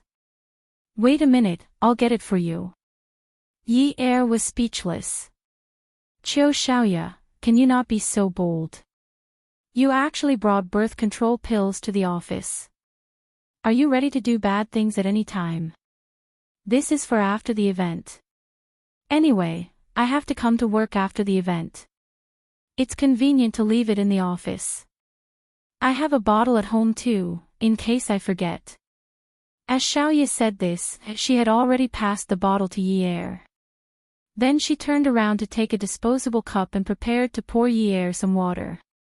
Yi Er looked at the bottle. You gave it to me. What about you? I can get it from my friend anytime. It's very convenient. Besides, I have some at home. Qiu Xiaoya put the cup to the water dispenser and asked, do you want to drink hot, cold, or warm? Yi Er looked at the man beside him. He crossed his arms and looked coldly at Xiaoya, who was pouring water for him. He didn't dare to say anything. If Jiang Zhao wasn't around, who would subdue this stinky man? Hey! I'm asking you. Xiaoya said loudly in dissatisfaction. Then she turned around and saw Zhuang Yichen standing there calmly. He pretended not to see him and said to Yi Er, I'm asking you what kind of water temperature is suitable. Zhuang Yichen looked at Yi Er and pursed his lips into a smile. I think Mrs. Jiang doesn't like the water here and wants to go home to drink her own water. Yi Er held the birth control pills and nodded at Xiaoya. Okay, I'm not used to drinking them. I'll go back first. Hey, Yin Yi, Yi Er couldn't care less. Even Jiang Zhao said that they were a couple. What was she standing there for? The man's shiny leather shoes walked back and forth on the wooden floor. The sound of footsteps slowly traveled into Xiaoya's ears. Zhuang Yichen was just looking around casually. Then he stood in front of Xiaoya. She poured a glass of warm water for him. President Zhuang, are you here to make clothes? Zhuang Yichen didn't take the water. Yes. Xiaoya rolled her eyes at him and placed the glass on the office table. Your measurements are here. What style do you need? I'll send it to you when it's done. I've lost weight recently. I'll take the measurements again. Xiaoya scolded in her heart, you're asking for it. She took a soft tape measure and measured the width of the back, the length of the shirt, the length of the sleeves, and the collar. Then she wrapped the tape measure around the man's neck and stuck a finger in. The man's Adam's apple bobbed a few times when her finger slid in. Xiaoya wasn't as tall as Yi Er.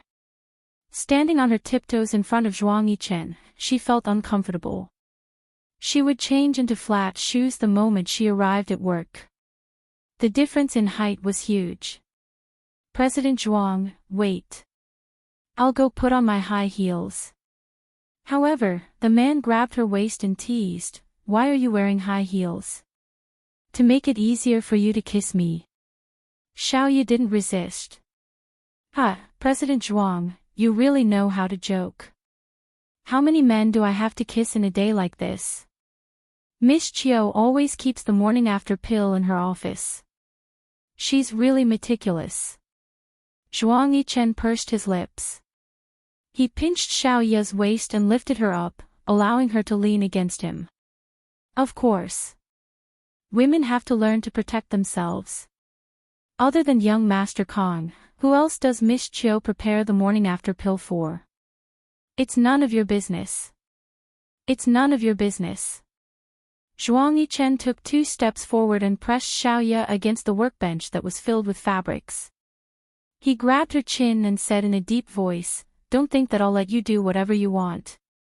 Xiaoya tried to pry Zhuang Yichen's hand away. Her chin hurt unbearably. I have nothing to do with you anymore. I'm free to live my life however I want. Oh, freedom is easy to write, but it's not easy to achieve. Let go of me. Zhuang Yichen slid his hand under Xiaoya's skirt. The morning after pill is always kept in the office. I want to see if your skin will get better after you take it. Get lost. Zhuang Yichen bit Xiao Ye's ear and panted heavily. Little Demon Chiu, do you want to call Kong Yun and ask him to come over? I want to know if his eyes will still be filled with honey when he looks at you. Xiao Ye was shocked out of her wits. She didn't know what he was talking about. What nonsense are you talking about? Are you crazy? Protect him. Hey, you pervert. I already said that it has nothing to do with you. Aw. Get out of here. I'll get out when I'm done. I'm not interested in satisfying you. Bastard. Yi Er saw that it was almost time to get off work. She still had to go home and cook for Jiang Zhao. She had to serve him well. Professionalism was a must. The dishes on the table that night were all Jiang Zhao's favorites. They were light and there weren't many meat dishes. While Jiang Zhao was eating, he said to Yi Er, "You're on parole for medical treatment. It'll be approved the day after tomorrow. However, they won't state the real cause of your injury. The application documents state that you fell down the stairs while you were working." Yi Er's hand that was holding her chopsticks trembled. "It's good that you're out now. We'll talk about the rest later." She looked at Jiang Zhao, who was eating with his head lowered. She smiled and said sweetly, "Thank you, hubby." "You're welcome. Like you said, we don't owe you anything." Yi Er nodded. The next night, they went back to the Qin family for dinner. Unwu brought his girlfriend over for dinner. The girl's name was An. An had been sitting beside Unwu the whole time. She looked very quiet and matched well with Unwu. She would blush if they talked too much. "Unwu, I brought my girlfriend over today. Grandpa Qin has to give your daughter a big red packet." Qin Rongfang asked Uncle Wu to prepare it as he spoke. Unwu appeared very generous. He patted the girl's hand. "Hurry up and thank Grandpa Qin." The girl blushed slightly and nodded. "Thank you, Grandpa Qin." Qin Fian said, "Grandpa is really biased. I've never heard of him giving me a big red packet or anything like that." "Your red packet. After the artificial insemination is successful, I'll give a very, very big red packet to the girl who gets pregnant for you." And then couldn't take such a huge blow and her face turned red. Qin Fian looked at An. "Don't be like this. I'm gay. Everyone in Haiqing knows that. Did you just come to Haiqing? You're so surprised by such a small piece of news." And then said, "I grew up with Unwu in Japan." Yunwu's gaze shifted slightly from time to time and landed on the girl he liked sitting opposite him. Yi Er ate his food and was occasionally amused by Jiang Zhao. He looked away. He really didn't want to see such a scene. After dinner, Yi Er found Unwu in the garden. "Unwu." Yunwu's eyes were still as clear as a spring. He smiled warmly. "Yi Er. I didn't disturb you, did I?" Unwu looked at An, who was standing beside him, and shook his head. "Of course not. Unwu, I was wondering when you'd like to take the painting back." Yi Er felt that it wasn't good to leave his nude painting with others. Moreover, when he drew it, he wanted to keep it as a memento. What kind of memento would it be if he didn't take it back? Come and take a look. Shinwu 799.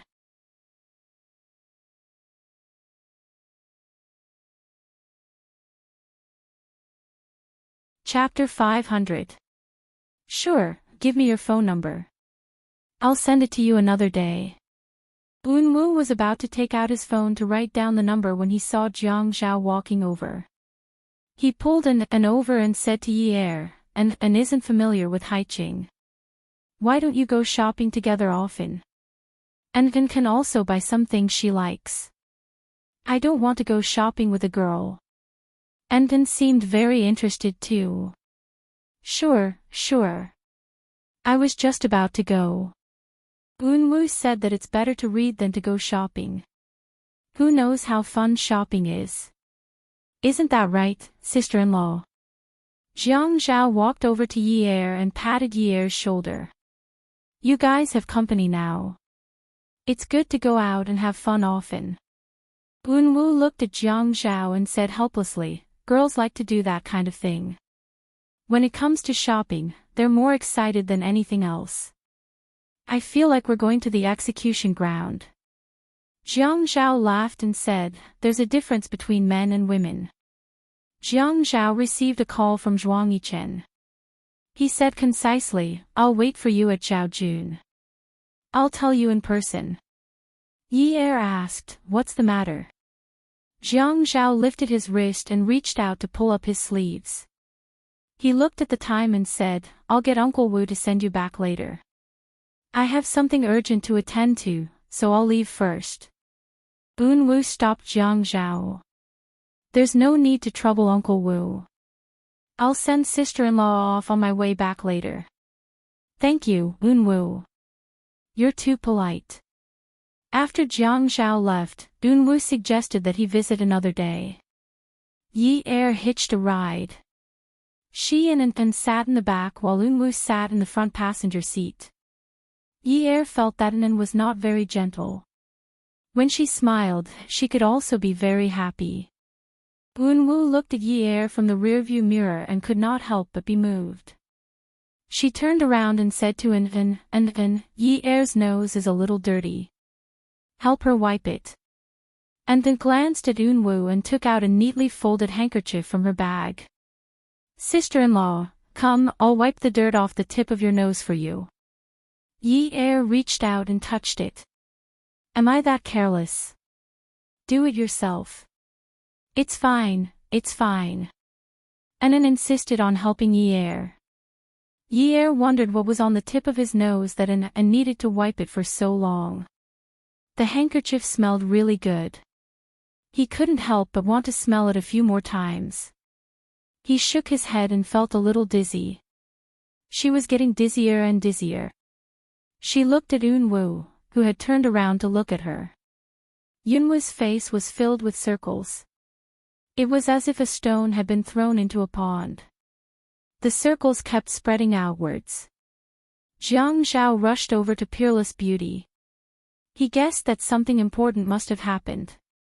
He directly pressed the elevator button from the underground garage and went up to Zhaojun. When he stepped out of the elevator, he saw Zhuang Yichen shaking the dice alone.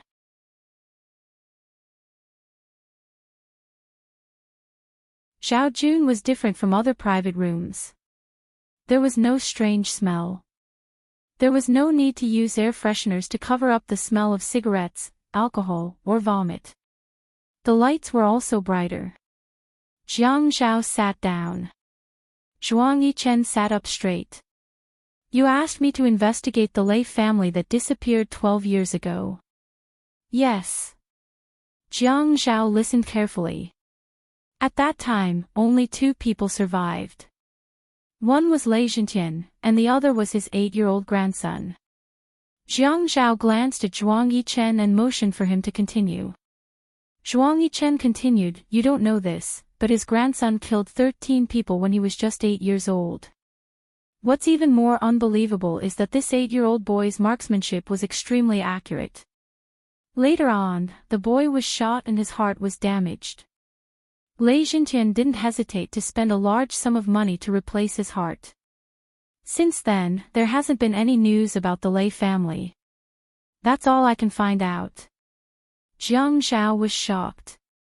You're saying that the 8-year-old boy killed 13 people with a gun? Yes. Jiang Zhao thought about Unwoo. He thought about his pair of eyes and the way he usually spoke. His skin was so soft and tender. Even after he was praised by Yi Er, he specially checked his hands. There were no calluses at all. A boy who was as pure as a puddle of water killed 13 people when he was just 8 years old. He couldn't believe it. Is there a mistake? Zhuang Yichen shook his head. After investigating for so long, I didn't want to make a mistake. But after that, just like you said, they disappeared into thin air. But at that time, the Lei family was jointly exterminated by 2 Japanese families. These 2 families had been declining since 8 years ago, and they didn't have any enemies to take revenge on. I just feel that it's a little strange. The important direct shareholders of these 2 families were all ruined. Basically, they were secretly hiding large amounts of heroin. Moreover, they were all forced to investigate in China. You have to know that there is a death penalty in China. If this has something to do with the Lei family, then I can only say that the Lei family is too tolerant. Jiang Zhao's brows were furrowed the whole time. He looked at Zhuang Yichen and said seriously, "Yichen, what do you think a person who seems to have no desires and is pure of heart and few desires means?" Zhuang Yichen thought for a while.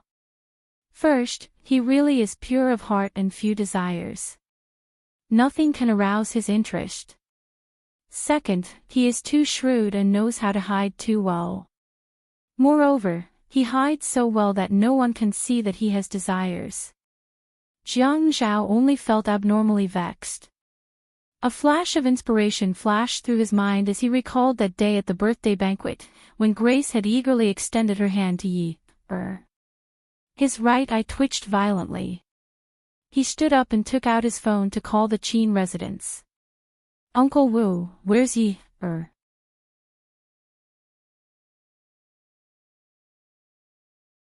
Young Master Un Wu said that he would send young Mistress Sun back. He left a long time ago." Jiang Zhao called Yi Er's cell phone again, but no one answered. After hanging up, he said to Zhuang Yichen, "I'm leaving first." He quickly went to press the elevator button. Yi Er's breathing was shallow. The car was still moving slowly on the road. Anton was already sitting in the front passenger seat, while Un Wu sat in the back. The partition in the middle was pulled up, and the back seat became a private space. Yi Er's head rested on Yunwa's lap, and the boy's soft fingers slowly stroked her face. Un Wu had never been so close to Yi Er before. He couldn't help but lay her down flat and bend her slender legs. When he bent her legs, her skirt slid from her knees to her thighs, revealing her sexy underwear. He watched as her eyes were closed, and the 2 small brushes on her eyes didn't move. He planted a kiss on her eyes. As if he couldn't help it, he kissed her forehead, the tip of her nose, and her cherry lips. He squatted in front of her and looked at her sleeping face. He looked at her lips that were still stained with his saliva and shone with an alluring luster. He stretched out his fingers and pressed them gently. They were very soft. He wondered what her mouth tasted like. He really wanted to know. Hence, he stuck his tongue into her mouth and tasted it. Men were naturally familiar with everything related to sex. Even though he had never kissed anyone before, he quickly went from being unfamiliar with it to taking a deep breath. He wouldn't let her lips escape from his mouth again. This was empty space. The car drove steadily, but he felt more and more uneven. Her chest was rising and falling, and her long and fair legs were exposed. He put his hand under her neck and held the back of her head. He kissed her again, and when he let go, his forehead was covered in sweat. His voice was slightly trembling, but it was still cold. "Go to Hyatt." The driver in front of the partition said mechanically, "Yes, young master." Jiang Zhao was still calling Yi Er's phone. He didn't know Yunwa's phone number, and calling the Shi family at this time to ask would be making a mountain out of a molehill. Jiang Zhao's feet were on the brakes. He didn't know why, but he was inexplicably nervous. It was as if he was walking into a dark forest and a monster would jump out at any time. It made him nervous. The car drove to Yi Er's neighborhood. He pulled out the car key, got out, slammed the door, and looked up. There was no light on the 6th floor. His legs were very long, and he could climb 3 stairs in one big step. He ran up to the 6th floor in a few steps. He knocked on the door. He took out the key and turned the lock. He turned on the lights and shouted, Yunyi, Yunyi. No one answered him. He immediately closed the door and jumped down the stairs. The car key was still in his hand. He pressed the sensor, and the lights flashed twice. He opened the door, got in, and started driving. In the middle of this, he kept calling Yi-er. Yi-er would never ignore his calls. Every time it rang 2 or 3 times, she would pick up because his ringtone was different. He drove directly to the Shi family's house. He got out of the car calmly and said that he was passing by the Shi family's house on the way to the office building. He asked casually, Eunwoo isn't back yet. The helper said, young master isn't back yet. Jiang Zhao looked at Shi Jintian. That's true. I've troubled Eunwoo today. I went to the building just now, and Eunwoo sent Yi-er to her house for me. He might be a little late. Shi Jintian frowned. What if Eunwoo sent Yi-er? He didn't dare to think about it. Jiang Zhao glanced at Shi Jintian's expression. Even if it was just for a second, it didn't escape his eyes. He said politely to Shi Jintian, Grandpa Shi, I'll take my leave first. Yi-er might be home already. Okay. Zhao Zhao, come over another day. Grandpa Shi, you should arrange a meal too. Okay. Jiang Zhao wasn't in the mood to talk about a meal. The moment he stepped out of the Shi family's garden, he called Zhua Hao. Haozi, is it convenient to check your location? Eunwoo carried Yi-er into the hotel's luxurious suite. And then closed the door behind them. Her movements were a little mechanical and expressionless. After laying Yi-er flat on the bed, Eunwoo heaved a sigh of relief and laid down beside her. And then looked at the 2 people on the bed and said expressionlessly, Little master, I'll go to the living room outside. Eunwoo grunted. The boy lying beside Yi-er stretched out his hand and passed it through her palm along the soft white blanket. Then, their fingers intertwined and held tightly. It was said that the 10 fingers were connected to the heart. If she was awake, would she let him hold her hand like this? He wasn't sure. He always saw her smile at Jiang Zhao. He always saw them being intimate. He didn't have the confidence. He was jealous and couldn't bear it. He tossed and turned in bed every night. In the middle of the night, he would wake up and read some nonsense like, the best is like water. He had enough of that life that was like plain water. That feeling of being moved was wonderful, but if he couldn't get it, his heart would be like this. It hurt so much.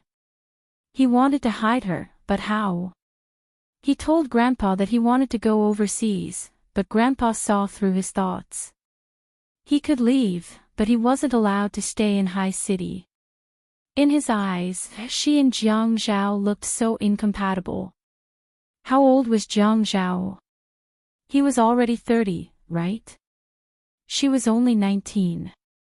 Alright, even if Jiang Zhao was 29, he was still 10 years older than her. They weren't compatible. She and Shi Eunwoo were compatible. She was 19, and he was 20. They were the most compatible. Why didn't she tell him about her predicament earlier? Why didn't he tell her earlier? Why didn't he let her know that he actually had a strong background and that he could help her? She didn't have to betray herself and marry an old man. After knowing that she forced Jiang Zhao to marry her, the Qin and Jiang families were so reluctant. Why didn't she force him? Grandpa definitely wouldn't object. Grandpa would definitely like the girl he liked. Eunwoo turned around and pulled Yi-er into his arms again. She was so soft that she didn't have any strength left. She let him hug her. Looking at her lips, he kissed her again. Awesome novel, Shinwoo 799.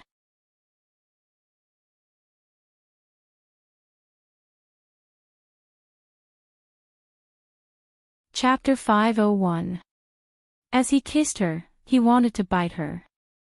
His breathing was so rapid that his heart was about to jump out of his chest. Even though she didn't react at all and only breathed, he still felt like he was being seduced. He reached out and slowly pulled up her clothes. A pair of eyes that were as clear as water began to mist, and a hazy smoke rose from them. The tip of her nose was gently rubbing against it. It was so ticklish that even his cells started to itch. Jiang Zhao had been waiting for Zhua Hao's call. Taking advantage of this time, he called Zhuang Yichen. As soon as the call connected, he started cursing, "UF** King psychopath. Why can't you talk about that over the phone? Why must I go to your place? When did UF** King become such a troublemaker?" Zhuang Yichen was stunned by his scolding. Jiang Zhao wasn't a good person, but he wouldn't act vulgar in public. He had never scolded him like that before. Even if he scolded others, he didn't use a real scolding tone. At most, his tone was cursing in a low voice. Thinking back to when he left Zhaojun, he called to ask about Yun Ye's whereabouts. Feeling that the situation was a little serious, he frowned and asked, "Hey, did you lose the woman?" "Zhuang Yichen, it's good that you're fine. If something happens, I'll F** King kill you." Zhuang Yichen knew that Jiang Zhao wasn't calm at this time, so he didn't argue with him. He stood up with the phone in his hand. "Do you need me to do anything?" At this moment, Jiang Zhao's phone rang. He gritted his teeth and said, "I'm hanging up." "Zhuang Yichen, just you wait." Zhua Hao called. Jiang Zhao picked it up. "How is it?" "Brother, the car's location isn't easy to check. This kind of car isn't afraid of being stolen. The owner seems to be against location tracking. This kind of system has been modified, but the number you gave me wasn't turned off. Her SIM card's location is at Grand Hyatt Hotel." Jiang Zhao's hands clenched the steering wheel. The two of them didn't go anywhere. They went to the hotel and didn't pick up the phone either. His hairline started to sweat. He raised the back of his hand and wiped the tip of his nose. It was already sweating. "Howsy, get a car full of people from the army to Grand Hyatt. Don't let even a fly go. Now, right now." Jiang Zhao felt that his voice must have sounded like a roar. He couldn't calm down. His wife didn't pick up her phone, but she went to the hotel. The Shi family was indeed a big tree. If Xianyo really had feelings for her, what was she up to? He didn't want to believe that she would do such a thing, but the person he didn't believe now was Shi Yunyu. This boy could kill 13 people when his family was destroyed. This boy's hands were stained with so much blood at the age of 8, but he could still clean the filth in his eyes. What a terrifying person he was. Just like Zhuang Yichen said, unless he was so cunning that everyone thought he had no conscience.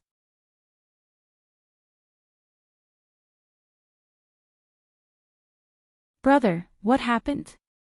Zhua Hao asked nervously after hearing Jiang Zhao's vicious tone. "What happened?" "If it happened, tell Grand Hyatt to get out of Sea City." "Yes, and the Shi family." Zhua Hao didn't ask for more details. "If it's serious, is a car full of people enough? If you think it's not enough, then get 3 to 5 cars. In any case, block all the roads." Jiang Zhao started the car and added, "Don't mention a word to grandfather." "Okay, don't worry. If I can't even do something like this, what kind of brother are we?" Jiang Zhao hung up the phone, stepped on the accelerator, turned the steering wheel, and made a U-turn in one smooth motion. The tires screeched sharply on the ground, leaving black tire marks. He almost didn't step on the brakes as he rushed in the other direction of the main road. Jiang Zhao's car made a big turn and changed lanes. Other than the traffic lights, there wasn't much traffic at night. However, people's hearts were very congested. His mind was filled with all kinds of things that happened with her.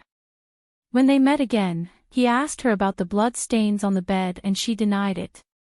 He knew that it was her first time and he was drugged. He was also clear about his mental state at the time. It wasn't like he was drugged, so he should have been able to tell the difference between a woman's reaction under his body.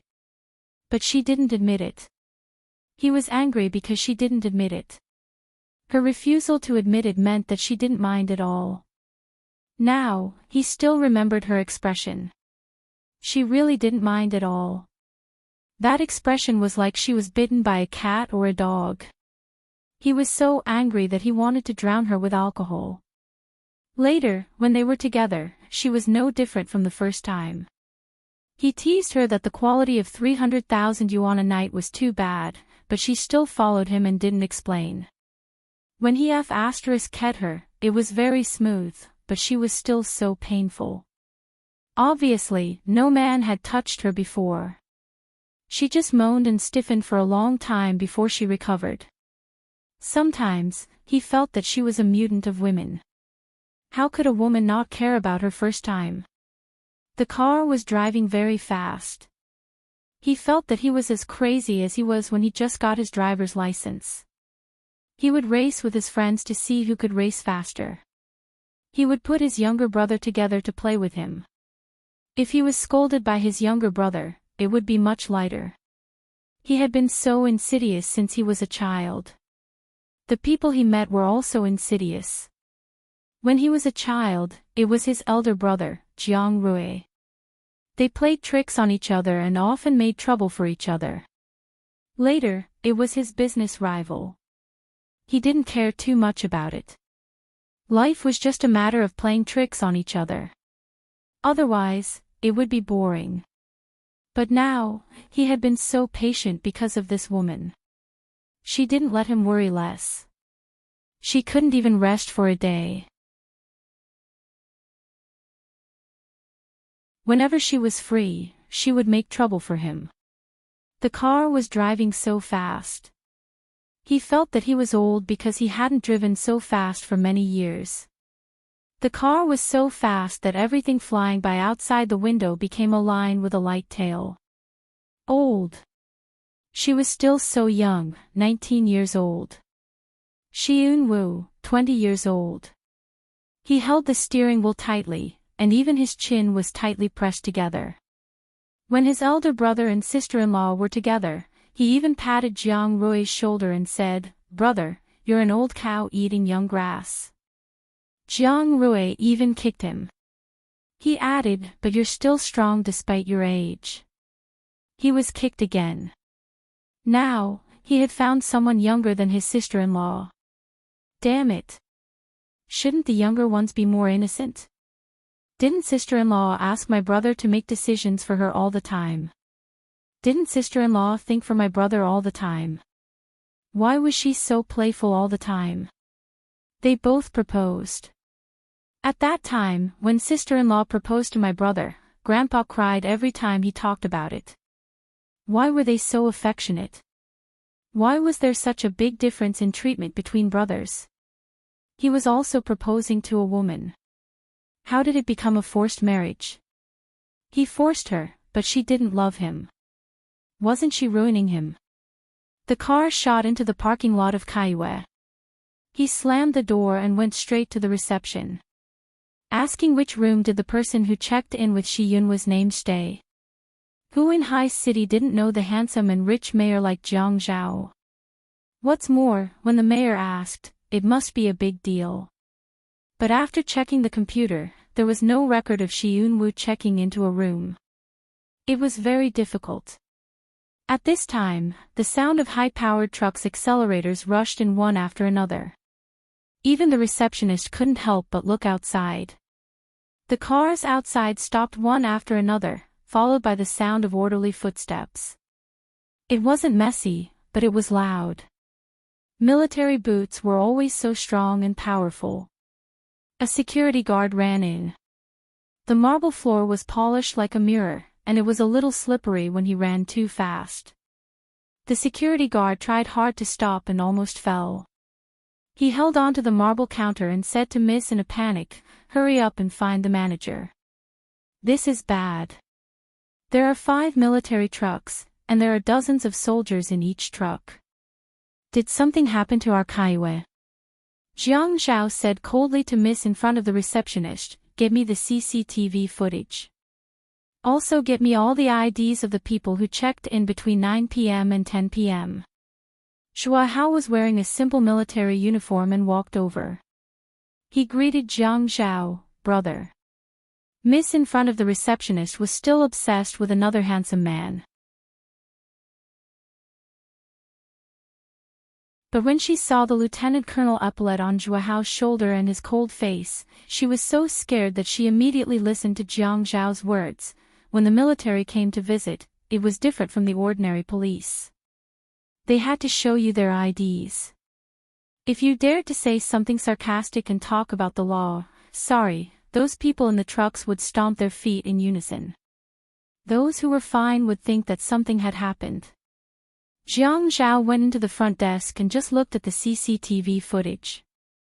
Miss in front of the receptionist kept checking the records and then reported one by one. Until a name was reported, Enchien. Jiang Zhao looked up at Miss in front of the receptionist, "Show me the scanned ID." Miss in front of the receptionist moved the computer screen and pointed it at Jiang Zhao. When she saw the ID photo, she said, and then her eyes were sharp and cold. She took the mouse from Miss in front of the receptionist and slid the wheel up and down to see the room number. She said coldly to the receptionist, "Swipe the spare room card for this room and give it to me." Miss in front of the receptionist didn't dare to disobey. She was afraid that something big was going to happen in the hotel. Jiang Zhao held the room card in his hand and strode out of the front desk. When he passed by Zhua Hao, he said, "I'll call you later. You're downstairs." "Okay, 1326." Jiang Zhao silently recited this number in his heart and watched the numbers of the elevator change one by one. He felt that every second was like a year. The trajectory of his life was almost completely disrupted by this woman called Yun Yi. It was a mess. But he would rather continue to live like this in chaos. He didn't know what he was insisting on. With a ding, the elevator door opened. He looked at the numbers on the door and pointed to the direction. Then, he started walking. His steps were fast and big. The carpet was soft, but the sound of his heavy footsteps could be heard. He held the door handle and put the room card that had been warmed up in the sensor area. With a beep, the red light flashed and turned green. He pressed the door handle hard and pushed it open. The moment he pushed it open, he almost wanted to close the door again. The man and woman on the sofa were kissing passionately.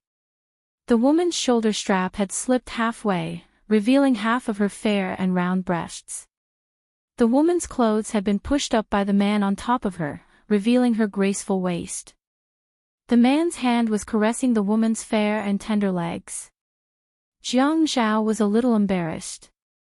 Just as he was about to go out, Yunwu climbed down from an An's body. He stood up and tidied his clothes. He looked a little embarrassed. "Brother Zhao." "Oh." Jiang Zhao responded. He had forgotten the lines in the script. "Yi Er is here." And then turned her back and started to tidy her clothes. Yunwu nodded. "Sister-in-law fell asleep in the car just now. I don't know where she lives, so I didn't wake her up. She's inside." Jiang Zhao didn't know what to feel now. When he looked at Yunwu, he couldn't bring himself to smile. He turned and went into the bedroom. Yi Er was well covered with the blanket. Her clothed shoulders were exposed. She was in good condition. She slept on her side and seemed to be sleeping soundly. Awesome novel, Songshu 566.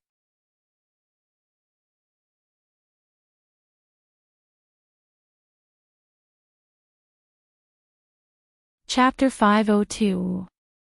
He walked over and touched her face. Kneeling on the bed, he leaned down and kissed her on the cheek. Smiling, he said, "Damn little fox.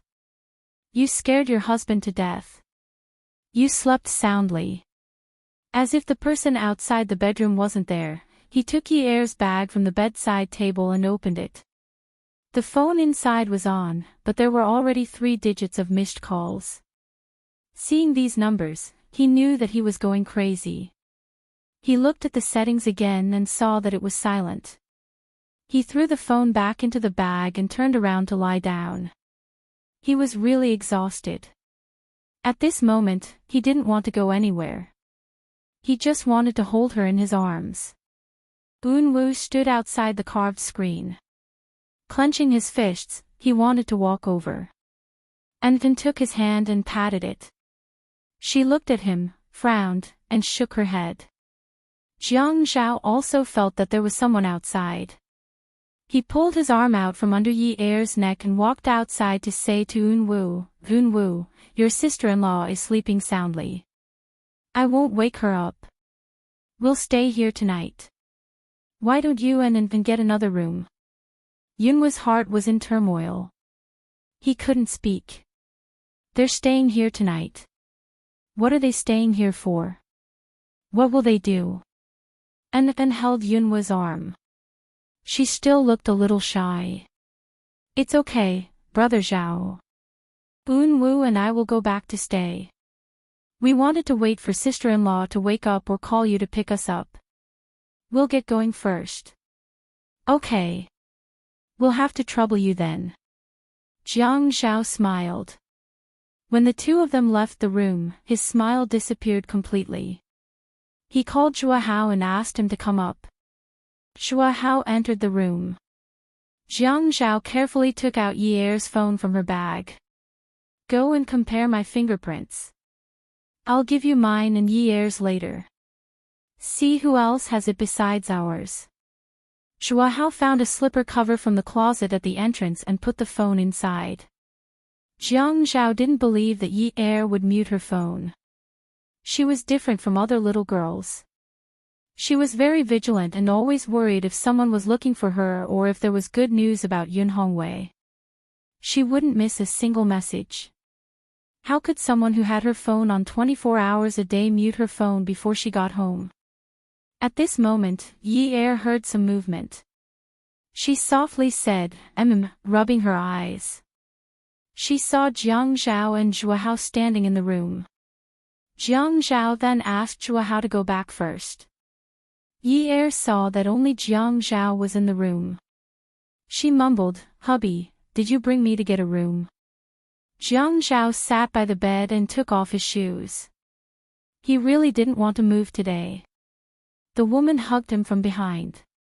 When the woman smiled, she said naughtily, "Wow, hubby, why are you so flirtatious today? You actually brought me to get a room." Jiang Zhao turned around. The woman's hair was messy and she was looking up at him. Her eyes were darting around. In his mind, Shi Yunwa's shadow jumped out again.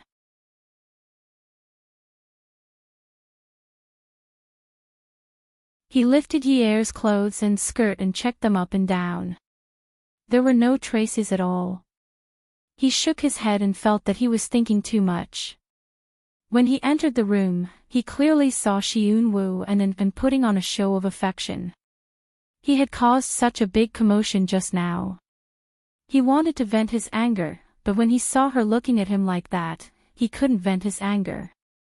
Moreover, she didn't seem to know anything. Did she actually think that he brought her to get a room? Childish. Didn't she know that a golden nest couldn't compare to her own?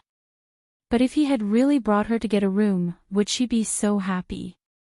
Did she really think that he was flirtatious? He leaned over and bit her breasts. "Let's go take a shower." Yi Er didn't know what Jiang Zhao was checking. She only thought that he was flirting again. Hug. Let's not do anything. Just hug. Hubby, hug me." Yi Er hugged Jiang Zhao's neck and refused to let go. She twisted her body and acted coquettishly. When she saw Jiang Zhao's flirtatious look, she wanted to teach him a lesson. This B** tortured her to death. He made her unable to sleep well every day. If he didn't let her have a good time, she wouldn't let him have a good time either. She wanted an eye for an eye. Hug me after you take a shower. Be good. Jiang Zhao couldn't take it anymore after being twisted by Yi Er a few times. When he was looking for her, he had lost a lot of juice. He felt that he must be smelly. No, no. I just want a hug. Yi Er pouted and kept asking for a hug. When she moved, she purposely rubbed against Jiang Zhao. I'm sweaty. I stink. Let's take a shower together. Jiang Zhao's voice was hoarse. He didn't want to lose points in bed because of the smell of sweat. It's not smelly. Hubby doesn't stink at all. Hubby is manly. That's the smell of a man. Let's hug Yi Er to sleep. Yi Er purposely didn't look into Jiang Zhao's eyes. They had a tacit understanding in this aspect. Just by looking at each other's eyes, they knew what he wanted to do. Just by listening to his voice, she knew that he couldn't take it anymore. She wanted him to be unable to take it. Didn't they say that men were creatures with lower bodies? He tortured her psychologically, so she used her soft body to torture him. They were even. Yi Er calculated wrong. She just wanted a hug, but it didn't mean that the man agreed. As they hugged, he took off his clothes.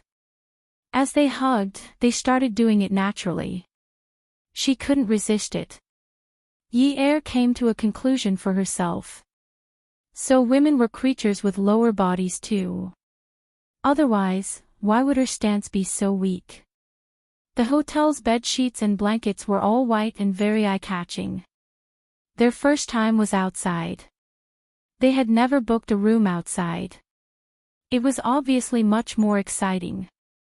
Now that they were in a new environment, they wanted to challenge different levels.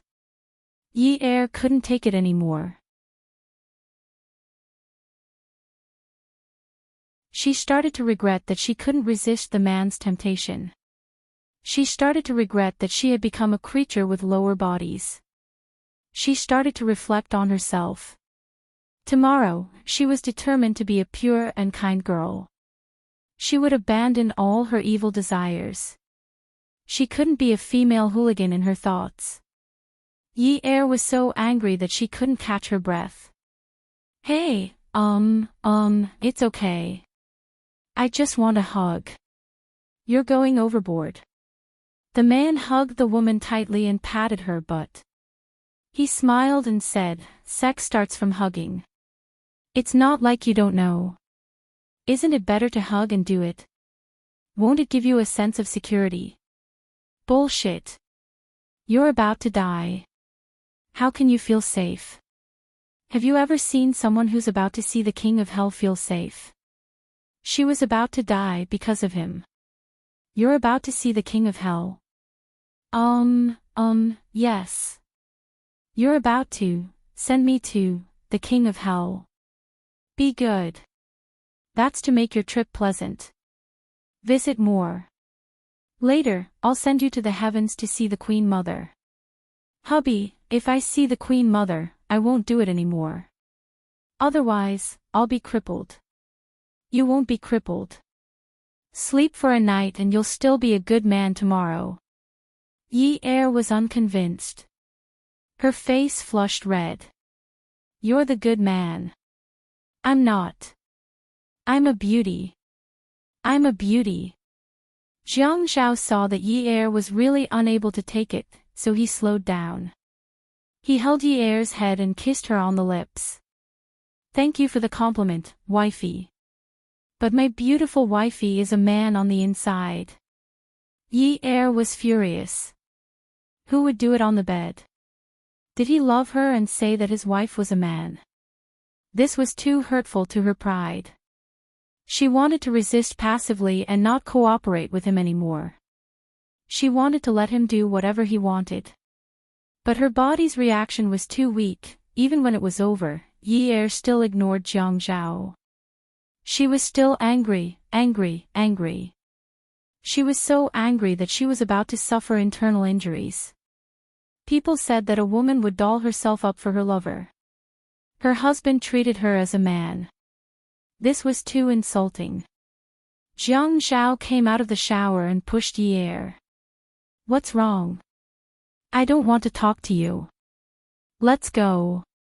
Jiang Zhao tore off the bath towel, lifted the blanket and went to sleep. He hugged his woman. Who was the one who was desperately calling for her husband just now? Now that you're full, you're chasing me away. You're also flipping your face faster than flipping a book, right? Yi Er was angry and pushed Jiang Zhao away. Jiang Zhao, where's your face? Jiang Zhao took Yi Er's hand and placed it on his face. He rubbed it in a big circle. Luo Luo, wifey, it's here, here. Don't you have eyes to see? Can you touch it? Yi Er pulled back her hand abruptly and looked at Jiang Zhao with disdain. I can feel it. I can feel the city wall made of reinforced concrete. Jiang Zhao looked at Yi Er's expression and laughed. Look at you, woman. Hey, Yun Yi Er, tell your husband.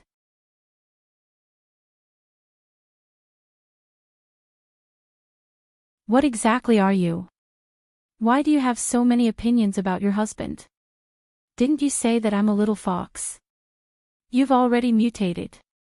You're a little fox now. Of course, her heart was very hard. Jiang Zhao, I'm going to kill you. I'm going to kill you. As she spoke, she sat on top of Jiang Zhao and hit and punched him. This bastard was saying that she didn't look like a woman. It was too infuriating, too infuriating. The man laughed. Ha, come on, come on. Hey, don't run. Come on. Hey, Yun Yi Er, don't run. Didn't I ask you to come? Yi Er wrapped herself tightly in the blanket. She would be an idiot if she didn't run. The morning after indulging in debauchery was evil. The evil cell phone alarm, the evil morning sun, the evil work, and everything that disturbed his dreams. When he was about to get out of bed, he flipped over and pressed down on Yi Er. He gave her a morning kiss and said, Yun Yi, I'll get someone to tidy up the house today. I'm going to pick up Dad in the afternoon. Call me when you've had enough sleep, okay? Yi Er was shocked. She tried to sit up but was knocked back onto the bed. She saw stars and was in so much pain that her eyeballs were about to fall out. Jiang Zhao's nose started bleeding from the impact. Yi Er didn't have time to care about her own pain. She only knew that bright red blood was dripping onto her face. She was scared out of her wits. Ah Zhao, ah Zhao. Yi Er sat up and reached out to cover Jiang Zhao's nose. Her hands were shaking. Ah Zhao, Zhao, what should we do? What should we do? He's bleeding, a lot, a lot. Jiang Zhao sat up straight and raised his head. Before he could say that he was fine, Yi Er jumped off the bed and took out a box of tissues. She took out handfuls of tissues and used them to wipe away the blood on Jiang Zhao's face. Her eyes seemed to be in a daze. What should we do? What should we do? I'll call an ambulance. Wait here, I'll call an ambulance. Yi Er reached for her bag again. Her hands were covered in blood. When she touched the milky white bag, it was a ghastly sight. She couldn't find her phone, so she poured out everything inside. Where's my phone? Where's my phone? Jiang Zhao looked at Yi Er, who kept fumbling around incoherently. He watched as her tears fell as she searched for her phone. He felt terrible. Was it because they had known each other for a long time that they developed feelings for each other? Vixen. He pulled her over and hugged her in his arms. In order to not let his nose bleed, he raised his chin a little and said gently, Honey, I'm fine. It's just a little nosebleed. What did you think it was? I'll be fine after lying down. Look, it's not bleeding anymore. Beauty novel, Shinwoo 799. You're tuning into the LoveLore Library YouTube channel. We're so grateful for your support, and don't forget to subscribe to join us on this incredible journey through captivating stories. Your generosity through donations truly makes a world of difference, as it's the primary source of revenue that allows me to expand and enhance this channel for you. Thank you from the bottom of my heart for being a part of this adventure.